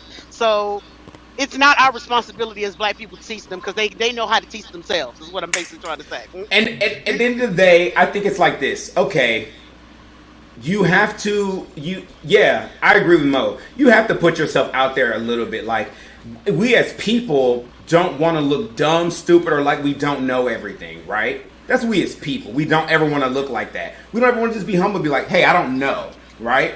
So we want to feel like we know everything so that we don't feel the need to actually go out and look for these things.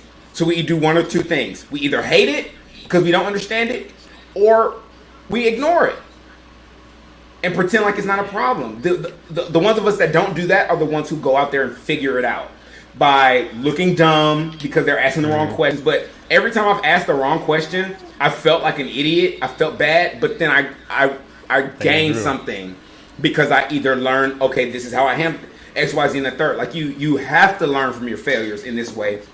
But this is even more important because it might not seem like it, but this kind of stuff is deadly. Like some Jose just mentioned about Michael Jackson. Do you think that's what happened to Michael Jackson? Absolutely. He had a skin condition too. I don't know if he actually had vitiligo. That's what it's called, vitiligo, right? Even so, I think Michael Jackson was a person who wasn't allowed to really develop. I don't want to say normally because I don't like that word, but his growth as a person was very unique. He's very unique. He had so many people around him his whole life depending on him to live, and he never understood that. And once he did come into understanding it, he was afraid of everybody, and then he wanted to know. And I think, in my opinion, when you're a person like that, you can't help but to notice that certain things in the world are more accepted than others, and you have the means to change it. Why wouldn't you? Every person, we gave him shit about it because he was the first celebrity to do that. When you look at it now, we look left and right and see celebrities, black celebrities, who literally altered their appearance to be more socially accepted. Right, Curtis. And that's why when it comes down to, it's about, like she said, it's about self-hate. The thing about colorism that is important for us to continue having conversations like this, as awkward as they are, as many mistakes as we may make while having these conversations, it's because these kind of things are deadly and people don't see them as deadly because it's just, oh, well, if I don't like you, no, it's deadly because, first of all, self-hate can lead to death. Also, if I hate you because you represent everything I'm trying not to be, even though you're just like me, what does that create? Violence. It leads to violence. Robert? And then James. I wanted to add something else, on top of all the other ways that people of color have to sort of like conform themselves, to assert their place, their proximity to whiteness or try to get closer to whiteness. What about like sounding white? As a lighter skinned black person, I know that I have been educated in such a way and I sound such a way that white people are less threatened by me. And that's a big thing that I think people don't talk about either. That's a lot. I need the gyms. As a person that had to deal with that majority of her life, as well, because I did go to public schools. However, I went to public schools that was in a higher level of income, so I was basically Bel Air adjacent in Atlanta. Not Bel Air adjacent. Yeah. Girl, Oh, honey, I went to Riverwood High School. Oh. That is Bel Air adjacent. Did she have the neck stiffen up real quick? That is Bel Air adjacent. Okay. However, at the same time, I grew up in the Springs, the Sandy Springs, and that was before before it was incorporated. Hello. So yeah. So I think that the issue with that is that you have on one side you have people that you have a group of people, African Americans, Black Americans, where their complete culture was stripped, and they basically had to start over and create their own. So at the same time, we're living in America where, in the United States, where in the United States, basically, in order to become a part of the United States as a part of the greater culture, you basically have to assimilate. The Irish did it back in the early 20th century, right along with right along with the Italians, and unfortunately, a lot of the Asians before the whole coronavirus epidemic, they were receiving some of that treatment as well because the greater culture was saying that they're the model race. So, can I back up a little bit? So I want to say that as a white person, right? What? There's a whole wait a minute. Ignorance is the natural condition, right? And it is hard for people who lack the vocabulary about a concept to research and express opinions on that topic. And so it is kind of your duty, to put that vocabulary out there. Whose duty? The people who have that vocabulary. Okay, but here's the problem with that. Here's the problem with that, James. What? Back to what I said earlier in the show. There's way too much access to too much information now for that to be our responsibility. I'm a teacher, though. So I look at this, right? And it is really hard when you are, like, if you're a Korean kid learning English, how do you explore a concept like global warming if you don't know what climatology or global warming or any of these But why other is that things an American thing? It's not. It's a human thing. Right. If our awareness has not been expanded to a point to include a certain degree of vocabulary, then we can't access the information. I get what you're saying. However, it's like this. I'm not going to ask a 5-year-old to understand advanced algebra. I'm not. Sure. I'm not going to do it. So I'm not going to have, like, you can tell pretty quickly within a conversation, like, okay, this person is so far removed from what I'm talking about. Why am I going to talk about it, right? So I get what you're saying about it being the response, because I don't want to say smarter, because I know things that you don't know. If I want you to understand them, there is a certain responsibility that I have. I'm going to engage in these conversations to have that. However, it can't be the onus can't be on the person you who can't has push. I get that. The onus has, because at the end of the day, as a teacher, you also know this. You could sit in a classroom with 12 kids, and the ones that don't want to learn, no matter what you do, they're not going to fucking learn. So at the end of the day, you have to be there with the knowledge and give them tools. And I love my mentor so much, but she's always like, she'll post something and I'll be like, what's that mean? I don't know. Why don't you find out? Like, you know what I'm saying? But the truth is that if I don't go find out, first of all, the information won't land the same. It won't stick the same. Okay. Okay, go ahead, Mo. Right, that's all nice, but that's not really going back to what Robert I told y'all. was talking about. I told y'all, right? How many times during this conversation has Mo agreed with me? Twice. I feel like somebody is paying her to not agree with me. No, I wasn't saying I wasn't agreeing with you. What I'm saying is that that's not really the point that Robert was talking about. Just really quickly, just to wrap it up, what I was saying is that basically within the Black community, we're very territorial because our culture doesn't go back generations upon generations, unlike other cultures. Okay. So if you hear a person that looks like you but does not talking like you, then it's kind of like, wait a minute, what is happening to you? You're losing basically the little bit that we do have. So that's why there is that push and pull dealing with. But I feel like this conversation just got so good. This is my issue with that. I get frustrated because people consider. I really am starting to appreciate what you're talking about when it comes to like the way Black people speak as being a legitimate language, right? I had a friend of mine. Dialect. I really had a friend of mine put me together, and he honestly won't even let me say that it's a dialect. He basically was like, look, at this point, it is a language because it was what we put together based off of our multiple languages and then English, and this is what we came up with. So at the end of the day... Can I give you a slight parallel? So when I went to West Point in New York, my roommate was from Mississippi. In order to assimilate to the West Point language, he had to assume how I speak. In order to fit in with his family, when he went back to Mississippi, he had to go back to speaking with a Southern drawl.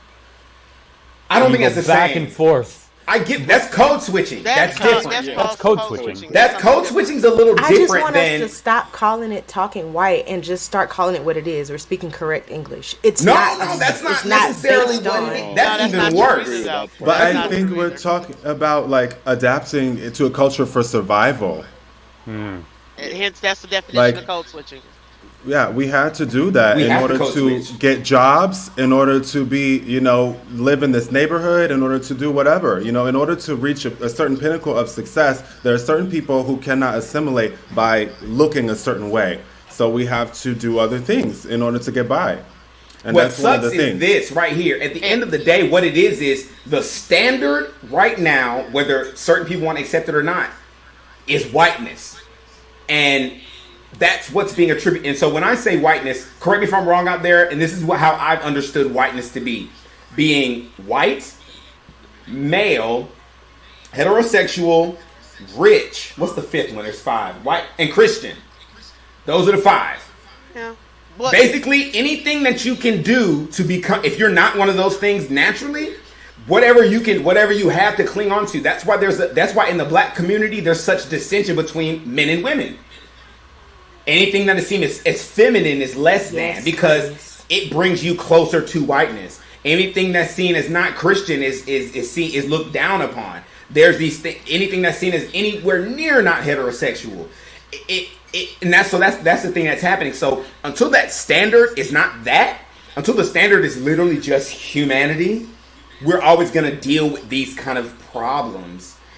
But also that has to do with PTSD as well. Post-traumatic slavery. Slavery, yeah. Slavery. So yeah, post-traumatic slave syndrome, not, Right, okay. But, so, for example, what you were talking about, how where if you not to look masculine, if anything that's looking feminine, it's an issue.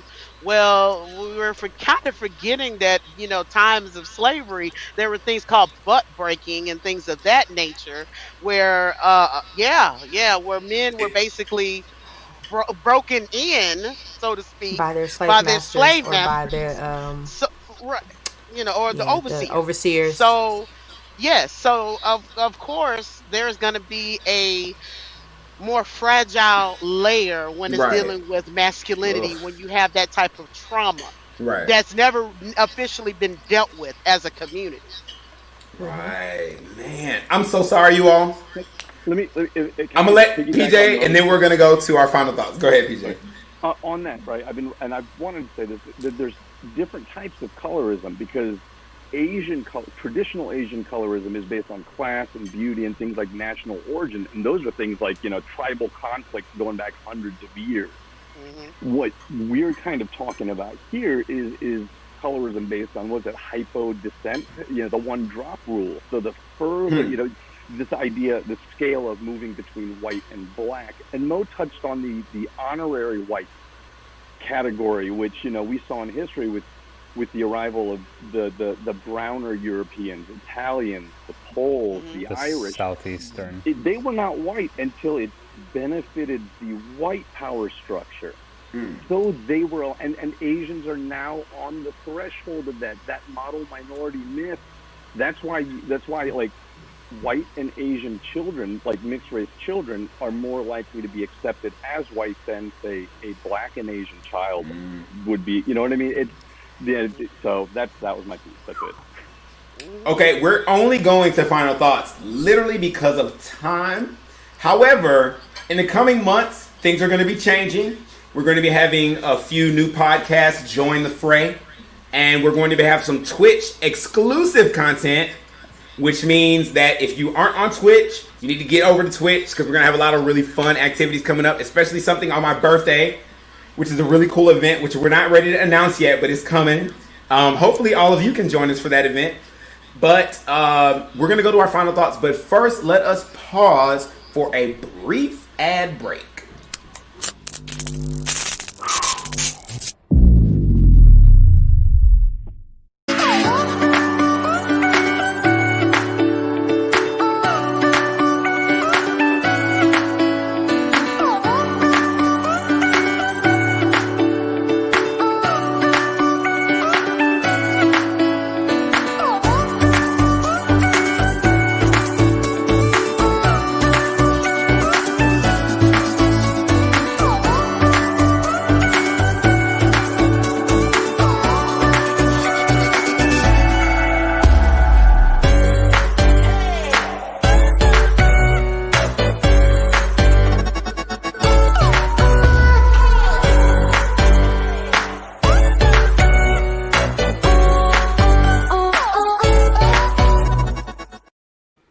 That was an ad for the Springer Opera House, the State Theater of Georgia, the first place Ma Rainey ever performed.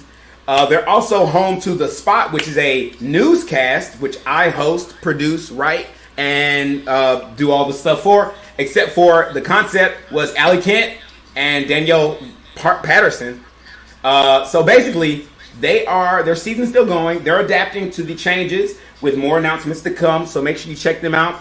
They still have shows coming up, so check out SpringerOperaHouse.org to find out about new information about their upcoming shows and how to buy tickets. All right, so this is the final thoughts. This was an amazing episode, and what's really difficult about these episodes is that we only do them for 2 hours. Our current events are always really great, and they branch off into all these really relevant topics, but then our main topics are like, I didn't really think that this conversation was going to go like this. I really thought it was going to be like, people were going to be like, oh, what's colorism?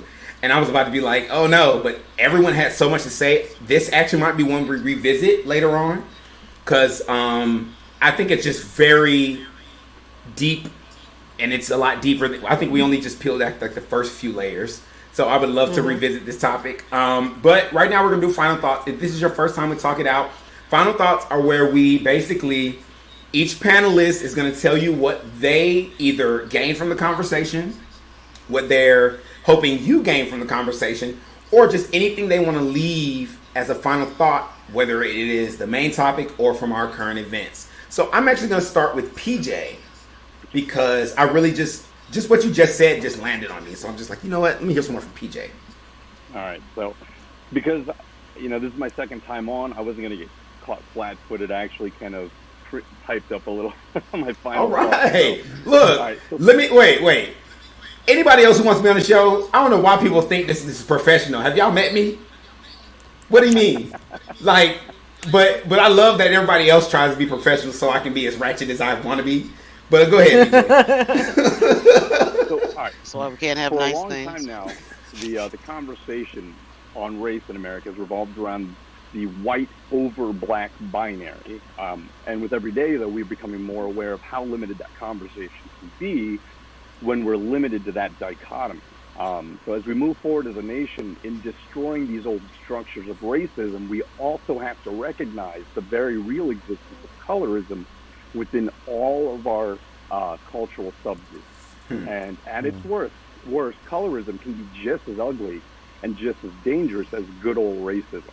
At the end of the day, colorism keeps white power structure in place, that being whites at the top, blacks at the bottom, and the rest of us stuck in the middle fighting for scraps. Ooh.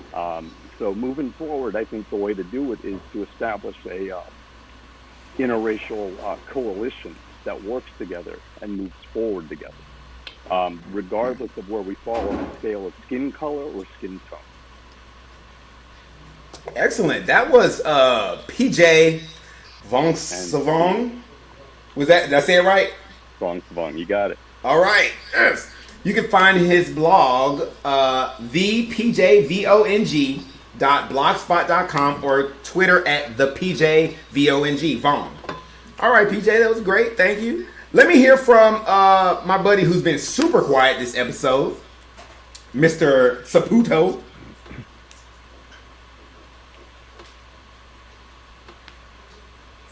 Are you muted?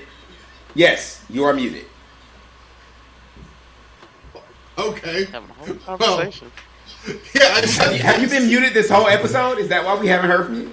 I thought we said things, and I said things, and people interacted. I don't remember. There were things said, but I know how you are. Like, you need to bring your internet energy to talk it out.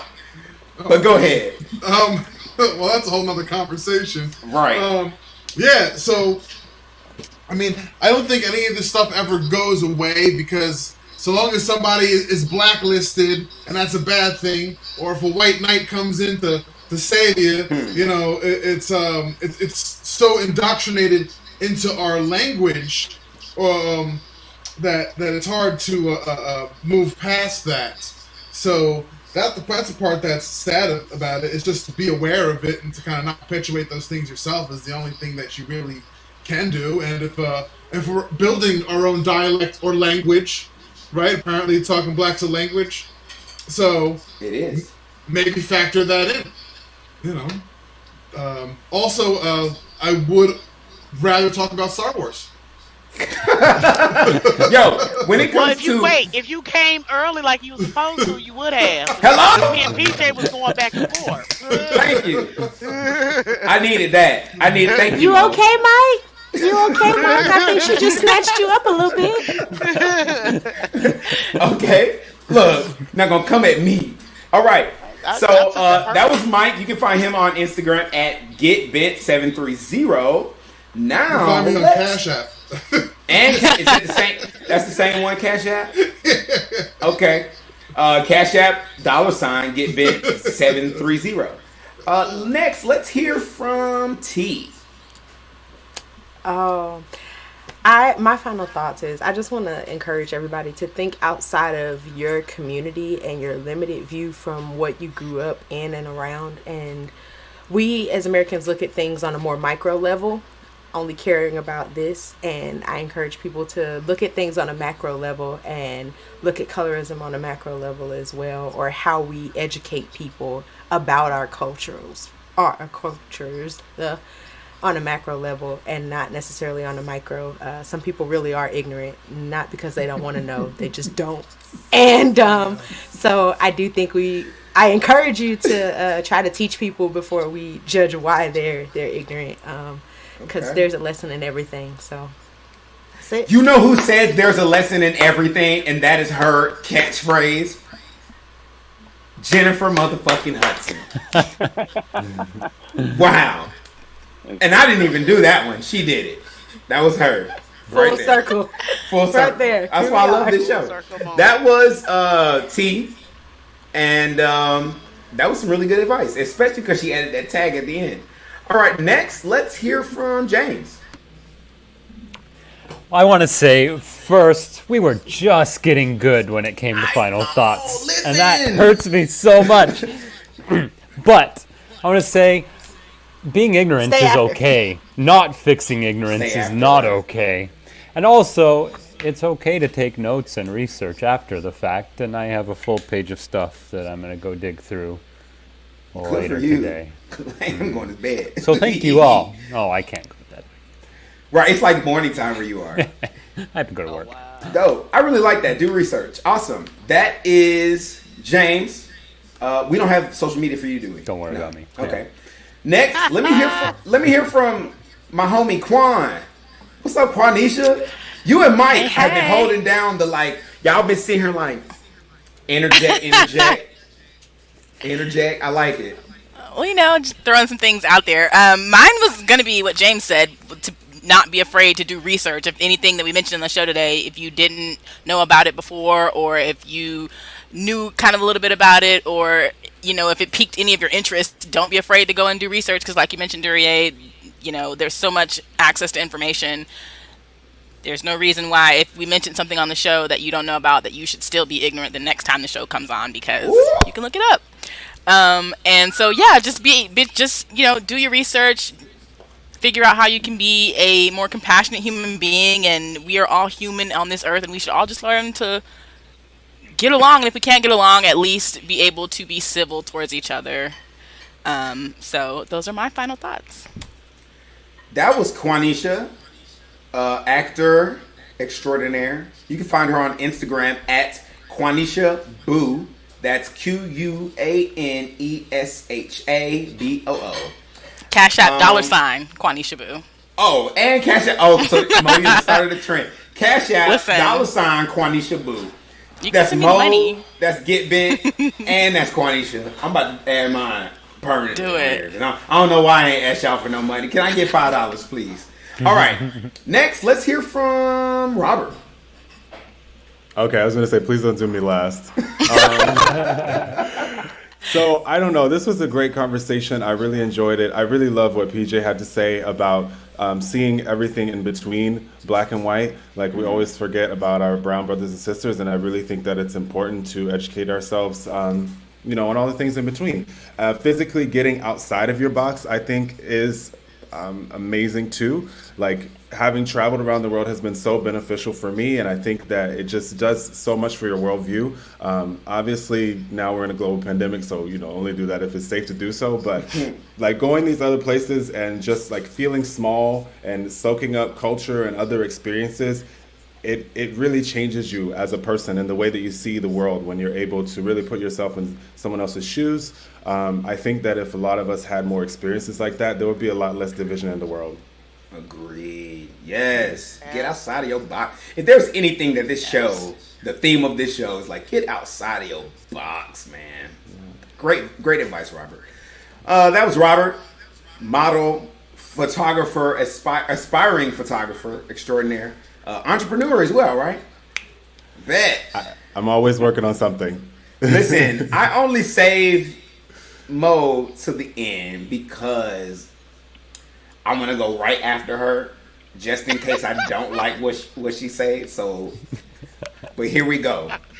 Oh, you ain't gotta be a hater all your life. Here. I'm gonna be a hater all my life if I can. Literally, me and Quanisha just had a whole hour and a half conversation about somebody who I'm newly hater fan of.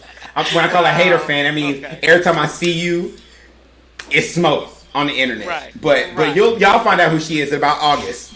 Go ahead, Mo. All right, so I will say this. My final thoughts is that I'm actually surprised that we didn't get to talk about blackfishing. So I'm a little bummed about that. Blackfish. Yeah, where basically you have women of Caucasian descent would basically make Like their catfishing? make their features look racially ambiguous on Instagram. Because I'm doing that right now. I'm putting it on the list, Mo. Right, because Instagram is basically a platform where, like I was saying in the beginning, how everything is becoming so niche. Well, black women, and particularly racially ambiguous women, were actually, getting higher numbers. So, in order to get a piece of that, basically there was the Kim Kardashian route. But anyway, girl, if I ain't look like us, I would want to look like you. So what? If I ain't look like us, I would want to look like you. So I don't see nothing wrong with it. Hey, but at the same time, they're getting access to avenues where other women of color are being excluded. So there's that other key of it. Just like I've actually heard somebody use the excuse. Sorry to cut off your final thoughts. They said if being black didn't have privileges, why would women blackfish? As an excuse to negate white privilege and say that there was more benefits to being like, I've heard the dumbest shit come out of everything you're talking about right now. So this needs to be a whole topic in and of itself. Absolutely. So I'll put it on the list. But go ahead. Yeah, but and I think that final thoughts. I love all of y'all. If there was any servicemen that we haven't acknowledged, thank you for your service. Thank you for your service. These past few weeks have been so hard as a country. I really hope that I'm optimistic. I'm prayerful that we can actually come back to sensibility.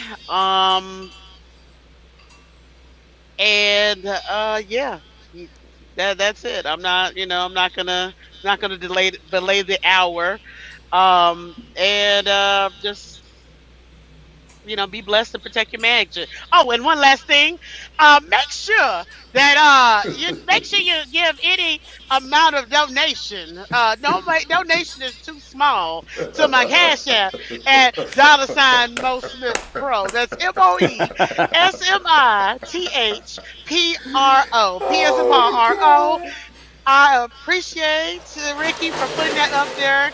Girl, you're my girl. You're my girl. So since Mo's first episode, the energy behind that Cash App advertisement has never left. It's only gone up. If you don't ask, you don't get. Thank you so much, Mo. That was great. You can find Mo Instagram at Mo Smith Pro, $ Mo Smith Pro, Cash App. I also want to add this that I forgot to say earlier in the current events. The young man who, I don't remember his name, I should have written his name down. But the young man who stood in the Capitol and held all those insurrectionists off, was promoted to a position that I've never heard of before, but it was really high. And he was escorting Kamala Harris during the inauguration. Yes. He's a patriot. Like, I'm a felon, and I'm telling you that is a patriot. Yeah. Okay. He went from $19 an hour to $150,000 a year. Hello. May I present that you being a felon doesn't make you any less of a patriot either. No, let me tell you what. I'm not saying that it don't make me a patriot. I'm just always like with the cops. I'm just like, that's what I'm saying. Right. But I'm a patriot. Listen, I was in jail talking about that.